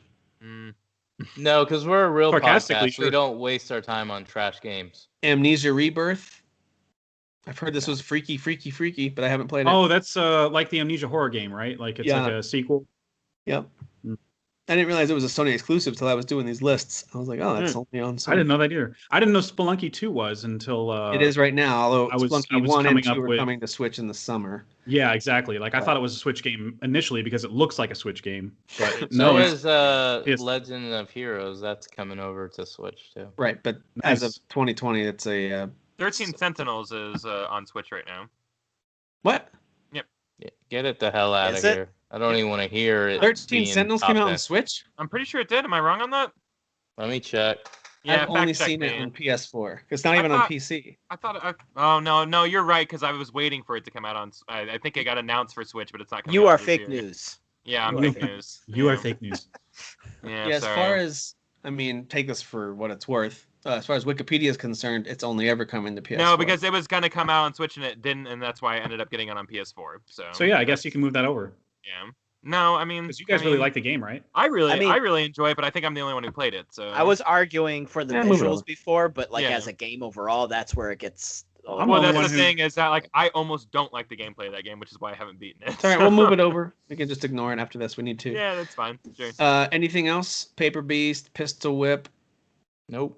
I'm really not even. Yeah, I can't even think of any others. I didn't know MLB the show. I will say, you don't need to move it over, but I will say, The Walking Dead: Saints and Sinners is a good VR. I hear that game is an awesome VR game. Yeah. Yeah. I've heard nothing but great. Have you played it? Anybody played it? Yeah, I bought it in 2019 on my. Oh. No, I bought it early 2020 on my Oculus. So have you played it on PC? Did you like it? Yeah, I thought it was really cool. I actually talked about it on our show. Thanks for listening. Wow. I tuned you out. I'm sorry. He's like, Derek, while you talk, I'm going to check the phone real quick. I'm going to check my phone. See what's going on. That's He's talking about monitors and PCs and VR. And then he slipped in a comment about Walking Dead, and I didn't hear it because I had zoned out. Okay. All right, so let's talk about what we want to put into our top 10 out of these 13. Really, we could move them all over and just start ranking them, I suppose. Yeah, I think so. So let's do that. Let's move them over. I can tell you what 4 I think should be at the top. I think this would be more fun if we just did a top 5. Because now we're just letting in games that we don't even care about. I think it would be more. That's a good point. And honestly, the 5 is obvious. Okay with that. It's more juicy. Like we're gonna fight for our 5. More juicy. That's fine. Yeah. Let's narrow this list of 13 down to 5. I like that idea. So can I throw out the 5 that I think it is, or is that going to be too spoilery? Go for it, man. Okay. I think it'll be not in this order, but I think it'll be Ghost of Tsushima, Godfall, Last of Us 2, obviously Final Fantasy Remake, and Miles Morales. That's my guess. But if y'all have one other... I'm not seeing anything left on here that others are fight for. I would put Pathless on there, but that's mainly because I haven't played Spider-Man or Godfall. And what I've seen of Godfall, I love Miles. I mean, I could be the one that just loves the crap out of Miles Morales more than everybody else, but I don't know. I'm sure it deserves to be. I probably would be singing its praises if I played it. Yeah. Final Fantasy and Spider-Man are like my 2 favorite things. So. Oh, did anybody play Neo 2 besides me? I did. Yeah, I played it for probably 7 or 8 hours. I liked it, but I didn't love it. I didn't love it as much as the first one, even though every single person that's played both games has said Neo 2 is apparently better. But I beat Neo. I stopped playing Neo 2 after probably 10, 12 hours. Yeah, I got 7 or 8 hours into it, and then I quickly realized that unlike the first game where I got to fight a big boss named Derek and kill him, I didn't get to do that in Neo 2. That's a Notice in the first game the boss Derek was like the first and easiest boss, so they obviously really wanted to kill douchebag Derek right away. It's true. And his weapon was a cell phone, just like this. He had a sideways hat. It was just like this guy. I just think Neo 2 should be moved over because I would fight for it a little bit. Over Godfall? Yeah. Huh. Okay. I only put Godfall in there because I thought you would fight for it. Well, I do like Godfall. That's why I think it'll be more juicy doing 5 because now we actually have a reason to fight. Like if you do 10 and you let me keep Godfall at 10 and stuff like that, then there's no fighting. I think it's between these 3 for that 5th spot. Unless anybody have Walking Dead, Sackboy, Genshin, Dan, what were you gonna say? I mean, I really like Sackboy, but I mean, if we're trying to keep it a 5, because for me, I was gonna say change out Godfall for Genshin Impact or Sackboy, but I would pick Genshin Impact to move over between those two. So we can look at these 4. I was gonna say Genshin needs to be moved over. All right, so I would have fought harder for Dreams, but it feels like I'm the only one that's kind of doing that. Yeah, I didn't play enough of it, unfortunately. Okay, Dreams, just because of everything it offers, and it's just so interesting. Okay, but here's how I look at Dreams, and tell me if I'm completely uninformed and missing it. To me, that's like saying RPG Maker was one of the best games of the year. Because I feel like the only fight against that, and I don't know if RPG Maker has this, what I'm about to say is, and I'm not defending Dreams, I don't want it moved over. Dreams has its own mini campaign that people actually like. It does. It's like a demo that shows you everything Dreams can do. Basically, it's a 4. But it has a story. I think. Yeah. It's about a bassist. I think a jazz bassist. Yeah, it's a musician. Right? Yeah. Oh, it's so great. It's awesome. Okay. But it's not long enough for us to. Yeah, it shouldn't be in. Okay. If we're just weighing it on that, but we can still give it. It just got some love right there. Yeah. There we go. That's my love for Dreams. There you go. And sleeping. And actual dreams, sleeping. Don't let your dreams be dreams. Better than real life. Your dreams be dreams. Don't tell me how to. Is there any disagreement that these 4 are in the top 5? For Wings? No, I think those 4 need to be in the top. Those are shoo-ins for sure. Okay. So now we're looking at one final spot. We've got 4 games to look at. Godfall, Neo 2, Pathless, Genshin Impact. I've only played 1 in there. I've played Pathless, and that's it. Okay. I was actually going to say that I feel like Pathless and Godfall were only... I forgot, Jeff. Sorry that you played it. I was going to say only one of us have played that one. Okay. What about Godfall, Derek? I really like it, but I would vote, and I'm doing this objectively, I would vote Neo 2 over Godfall. Because here's why I'm saying this. They're about ready to re-release Neo 2 on the PS5, all up-res and all that. That's where I'm going to probably beat the game. So Neo 2 for me is high quality, by the way. If you guys haven't played it, it is a very high quality. In general, Neo is the best Demon Souls type of game. It's not to Demon me, Souls, so Neo 2 is the one I'm gonna fight for. My problem was when that game came out and I started playing it. I was playing a few other things, but what really caused me to stop playing it was Final Fantasy VII Remake came out. Not too long after that, and I actually beat Final Fantasy VII before I really dove into Neo 2. Yeah. They weren't that far away from each other in releasing, I think. They were early last year. Jeff, are we fighting for the Pathless here? I feel like it's a lost cause in my opinion, just because of how strongly... I think it's one of my top 5 games for Sony this year. But yeah, I mean I agree with that, but that's only because I haven't played the other ones. I don't hate Neo 2 being in that spot either. I'd pick both of those over my very short time with Genshin Impact. And from what I know of Godfall. So that's very secondhand. No, I think Godfall's got to go because I'm the only one that I think played it, and I'm the only one that cares about it. But I'm even saying Neo 2 is better than Godfall. Dan, talk to me about Neo 2 in that spot. Yeah. Dan, tell me about Genshin Impact. What do you think? So Genshin. So everyone pretty much just made the comparison of it being a Breath of the Wild clone, but it's not really. Right. It's not really that, aside from the aesthetic and certain assets kind of looking very similar, but it definitely is its own game. It's the only free-to-play game I've actually ever really cared about or played for many hours at all. Like maybe I've played a mobile game, like, oh, that actually looks kind of interesting. Liar, you play Rocket League, and that's free to play. It is now. It's free to play now. I bought that game when you got it. It was platforms. When I got it, it was PlayStation Plus. It was technically a $15 game. It almost doesn't feel like a free to play game though. It feels like a fully fleshed out RPG. That's wild. It does. That's why I liked it for a little bit, but it does have some bull crap that I don't care about. So the microtransaction. So vague. The microtransaction system is not great, but it doesn't really, like, you don't have to go and like spend money to get like characters that like you need to finish the game. But it adds on to the confusion of the game because there's so many different things that they're like, you're leveling this up and you need to collect this coin and and it's like, all right, I don't want to play. But that's just you collecting currency to do all these different things. The bottom line is like you get characters in the game and you can get them for free that like you can then continue playing the game and you can progress through the story. No, I know that. I'm saying I agree with that. I'm saying because it's a free-to-play game, they've tacked on all this other stuff that I don't believe if they were selling this at $60, they would have that in there. No, there's a lot of like meter fluff, if you know what you know what I mean, like a lot of meters that you're filling up, like in true free-to-game fashion. But like none of it's too intrusive, in my opinion. Where it's like, I think they actually do it better than probably any free-to-play. I'm just saying it still exists. It exists for sure, yeah. And it did annoy me a little bit. Yeah. I mean, the combat is actually pretty fun. I think it's fast and flashy looking. I one of the prettiest games too of the year. I do. I really like the elemental system. So like, if like you're using a fire attack, you can actually light all the grass on fire, and then it actually does cause damage to like if the enemies are like kind of caught in that.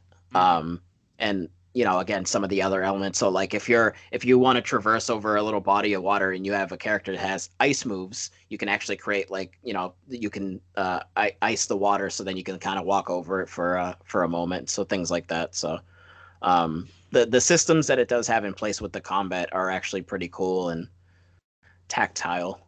Like, so are we sticking with the pathless, or is this between it doesn't Genshin sound and like Neo? it. I mean, I'm seeing stronger arguments for Neo 2 and Genshin, but I mean, go ahead, Sam. Sorry.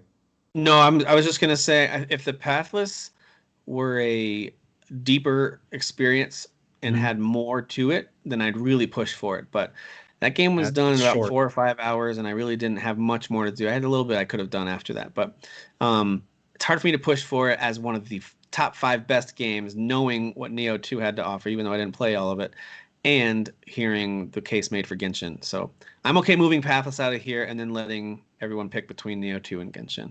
All right. Well, my vote, Dan's vote, so it really comes down to you, Jeff, and Kyle between Neo 2 and Genshin. I'm on Neo 2 between these two. Okay, so that's 2-1. I mean, I haven't played either, but yeah, it would probably be Neo 2, honestly. All right, we won. We don't even need to listen to Kyle. We win. Oh, I was totally checked out. I wasn't going to even vote. Racist against age. What about we should wait for Asian games? Let's wait for the mail-in votes and see what happens. Yeah. So, Neo 2 is almost certainly in the 5th spot here. Yeah. What's funny is this is grouped in a pretty close way to where I think it might end up landing. It really comes down to honestly, these top two. Like those top two, I'm okay with either one of those being number one, in my opinion. And I know that Dan's gonna be like. I mean, I think I have to just deal with the fact that you guys aren't gonna pick 7 number one. It is to me, but hot take, Spider-Man's more fun than Final Fantasy. So I don't think it is, and I love Spider-Man. And I would put Neo 2 ahead of it. I would put Sackboy, which I haven't even played, ahead of Final Fantasy 7. Wow. No, you have a terrible opinion about Final Fantasy. Yeah, come on. Dude, Final Fantasy 7 I like how Kyle does like the little kid thing, like la la la la la. Yeah, no, I was saying wow. If I could visually represent how I'd split up these two lists, it would look something like this. Yeah. That's kind of how I would do it. I think these 3 are so far above these 2. And I'm going on Miles Morales based on 2018 Spider-Man, which I thoroughly enjoyed. It's an improved version of that. I'm sure it's an improved version of Spider-Man. I'm sure it's improved, but I can't imagine it's that much different, and I can't imagine I would come out of that thinking, you'll just want to replay it, honestly. You'll just want to replay it. I'm sure I would have a blast, but I don't think I would like it more than these, which I think are just. Oh no, I'm not saying it's better than the other 3 that are up there. Derek might, but I'm not. No, Miles Morales to me is like gameplay wise, it's better than 2018 Spider-Man. Yeah, like, I agree. Miles Morales is way funner. It's way more fun to play as than Peter Parker. Yeah. But and I was being serious. I know I sound like a troll, but if y'all paid attention to my post, I was like, I like Final Fantasy VII, and then like a week later, I was like, this game's dragging, this game's annoying. Like I obviously stopped liking it. So the other two are ahead of it, but I understand you guys have already got it. But it's not going higher than 3 for me. I mean, if 7 Remake had come out last year, it would have been my game of the year. I liked it even more than stuff like Fallen Order, Outer Worlds. What even came out last year? Jeez. Fallen Order, Outer Worlds, Control. Outer Worlds probably still would have been my number one.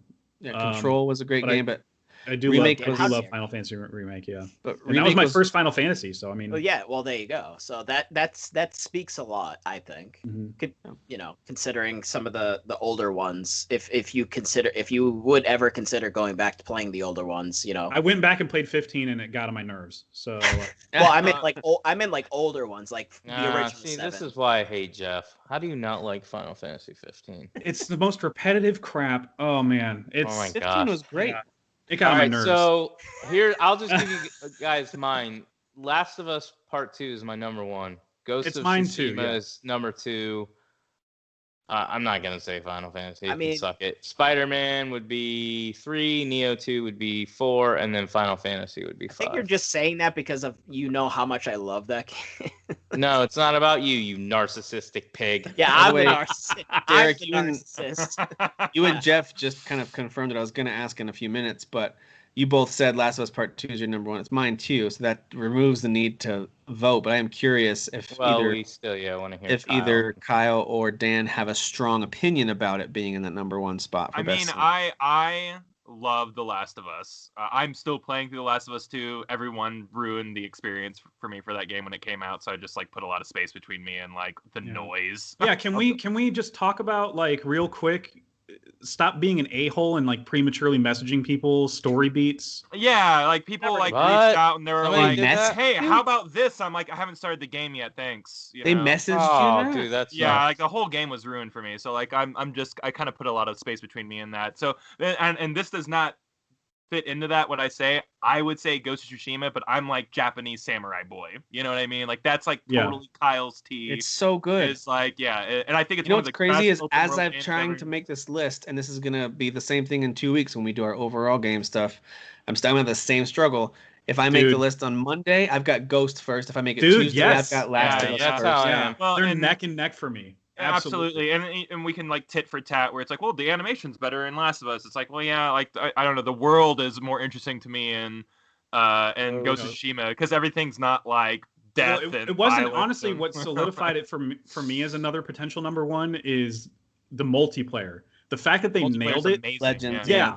It's like so the fact that they nailed it like that much and how fun of an experience that was to play with everybody. Man. But okay, so I will say this though: Ghost of Tsushima is a much meatier game in terms of there's lots more to do, lots of optional side stuff to do, which is great. It's got the open world aspect, which is I love that. That's my personal preference. But I can't think of another game that I felt so compelled to keep playing compared to Last of Us Part 2. I had to know what happened. Yeah. I was desperate to see what happened next with these characters. I cared about them so much. I was very upset at multiple times while playing that game, but that was a good thing. I thought that was, they really elicited all kinds of emotions, and I was really mad at certain parts that the game was making me do certain things. I don't know. It was just... Yeah, they did that on purpose. That was deliberate. Yeah. So when memorable. People crap on the game for that, it's like, no, they designed it that way. That's why I love it so much. Yeah. So I finished both these games, but I actually played The Last of Us Part 2 back to back.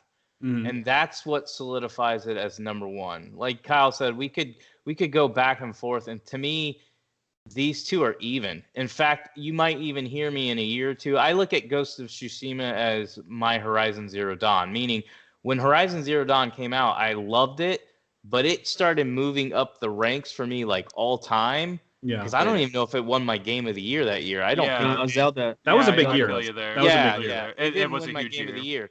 But now, if you're like, what's your top 5 of like last gen? Horizon Zero Dawn's really high up there with like Mass Effect Andromeda, because every time I go back to it, I'm like, it's just so good. And I think that's what Ghost of Tsushima is for me. But for me right now, The Last of Us Part 2 is the game that, it's not a short game. It took me like 25 hours, 26 hours the first playthrough. And then I went immediately into it. No breaks, nothing. And I beat it a second time. I put like 50 hours into that game. And you haven't even done New Game Plus yet, right? You haven't done the settings or changed the whatever it's called. They have like a survival mode or whatever. I did New Game Plus, but I didn't. Oh, you did? Survival mode.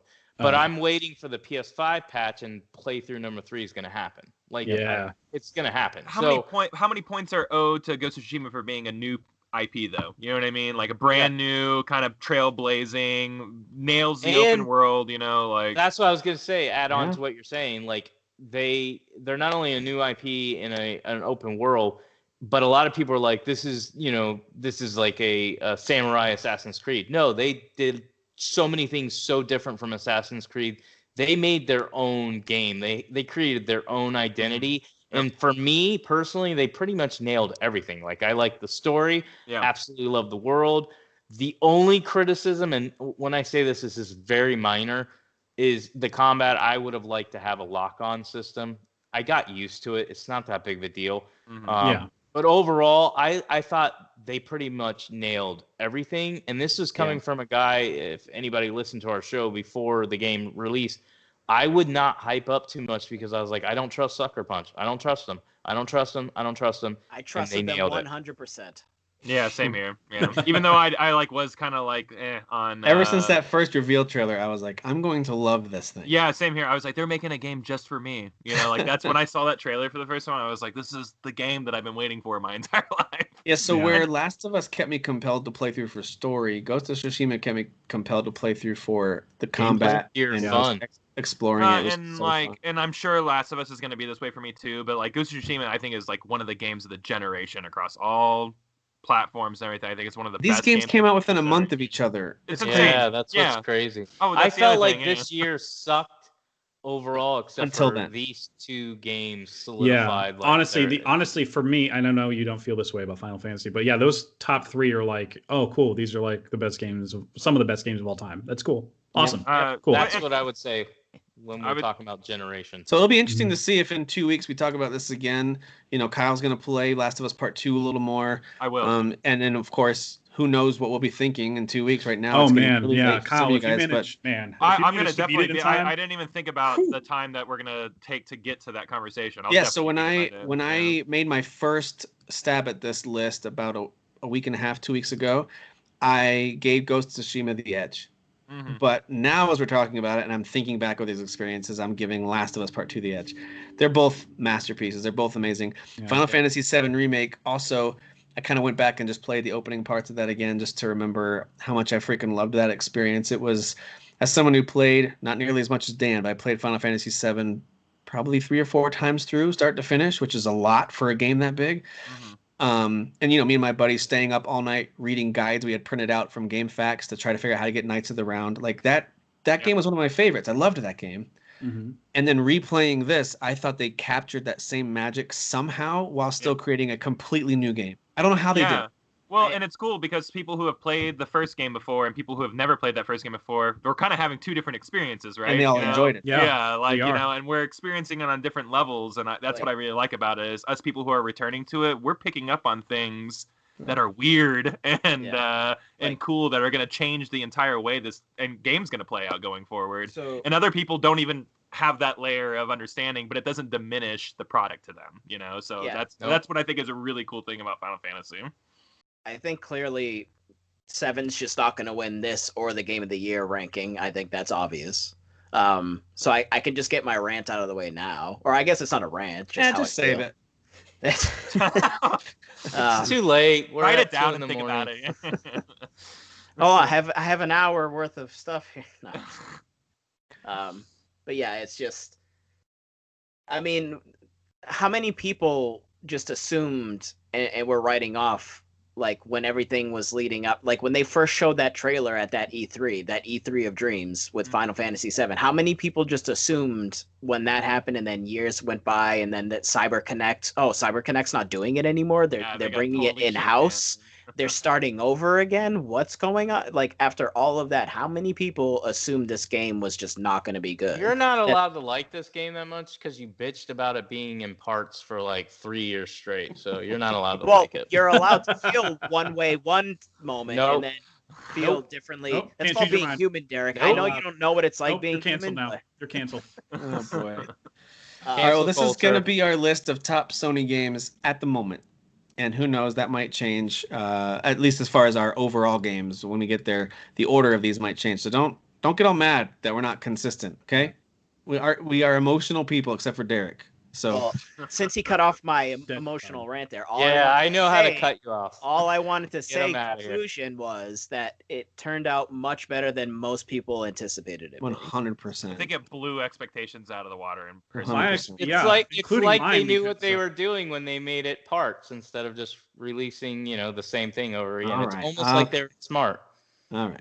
It's almost like you're not smart. By the way, the final couple of acts, or couple of chapters of Remake, I mean, I got chills multiple times. Again, as someone who's a big... They're breathtaking. Yeah. Some of the things that happen, some of the characters you run into, some of them that help you. Things happen way sooner than they should have been happening. Like, it was just... there was some outstanding stuff going on in that game. Yep. I mean, the whole time I was just, like, stunned. I felt brave. I see what you're doing. Well, no, I follow. Yeah, we got you. So for right now, at least, best Sony games, top 5: Last of Us Part 2, Ghost of Tsushima, Final Fantasy VII Remake, Spider-Man Miles Morales, and Nioh 2. Fantastic year. We didn't even touch on the story from Miles Morales. Is there a story category? Yeah. Okay, cool. We're good then. I'll give it some love there. No. Yeah. No. Yeah, the story's great. Okay, we're gonna fight over that then. All right. Yeah, the story's great. You're wrong. Be prepared. Right up. Godfall story. You beat him up. Wait till I talk about Yakuza for an hour during the story thing. So the emotional high of the Miles Morales ending, like at the end, that's pretty strong. So dude, yeah. I cried, during the 2018 Spider-Man ending as well. So our top 3 as voted by the community. You don't know how to cry. Top 3 as voted by the community. In third place was Spider-Man Miles Morales. Yeah. And second place was The Last of Us Part 2. Interesting. And in first place was Ghost of Tsushima. Wow, the hate towards Final Fantasy, unbelievable. What a bunch of heathens. And Ghost won, I wouldn't say it wasn't like a double up on Last of Us Part 2, but it won pretty decisively. Was 7 even was that at least in 4th place? Like where the hell is 7? It was 5th place behind Fall Guys. What? You gotta be kidding me. What? I just want to give a shout out to the voters. Thank you for seeing Final Fantasy VII Remake for what it is. So you like Fall Guys more I'll than... take it just to piss you guys off. Oh my god. I am the Trump of So this basically podcast. You don't know how to be an adult and be objective. Funniest thing Get him out of here. Fall Guys is better than, hey man. I thought to be Final like, Fantasy the VII's voters, epic, but it's Ghost no of Fall Tsushima, Guys. they're right. And then Fall Guys over Final Fantasy. What? I know. I'll tell you what I'll do. I promise I'll do this. I am going to. I have it already downloaded. I'm not gonna play the whole thing again, but I'm gonna start Final Fantasy VII over again before we do like the game of the year stuff, and we'll see if it moves up my ranks. It's not gonna be obviously number 1. But What we'll I'm gonna need you to do is uninstall Final Fantasy VII because you don't even deserve to play Final Fantasy. Oh my gosh. Wow. We're just angry now. Why don't you go play Fall Guys? You know you voted for it. But Tim, at least give me a little bit of credit. This was a juicier part of the show because we dropped it from 10 to 5. So I think it was that. You're right about that. Super juicy. You guys are good sports for sticking around for this long. This has been a long episode, but I always find these to be interesting as a listener when other shows do this, and I enjoy talking to you guys about this stuff. So, Too bad if someone's listening and thinks the episode's too long. Whatever. Tell them to suck it. Yeah. Or go play Split it in half. You don't have to sit here for the full time. Who cares? All right, so next week we're going to cover, I won't tell you which ones yet, we're going to cover some other categories, some other exclusives, things like Best Story is going to be one. And then the week after that is when we'll wrap things up. The big one's going to be the overall game of the year. We'll leave the most time for that one. So that does it for us this week. Jeff and Kyle, thanks so much for joining us. And all of you guys on the East Coast. I think Jeff, Derek, Dan, you're all on the East Coast, right? No, I'm in Texas. Okay, so Derek and Dan, thanks for staying up super late. I know it's super late for you guys. So I'm still gonna be up for like an hour, but that's fine. Appreciate playing some Final Fantasy VII and crying that no one loves it like you do. I mean, come on, guys! It's so perfect. It's like, you guys just wish you were as like. It's like me with Hades, and I don't want Derek to know how much I loved it because I'm afraid he's gonna call me mainstream media for loving. You're all just a bunch of Pinocchios, and I'm a real boy. Guys, am I the bully of this podcast? Am I really President Trump right now? Is that how you're looking a little orange? You're looking a little orange. Yeah, every time he bashed Hades, I was like, yeah, it's not that good. Yeah, I mean, what are they even thinking? Who loves this garbage?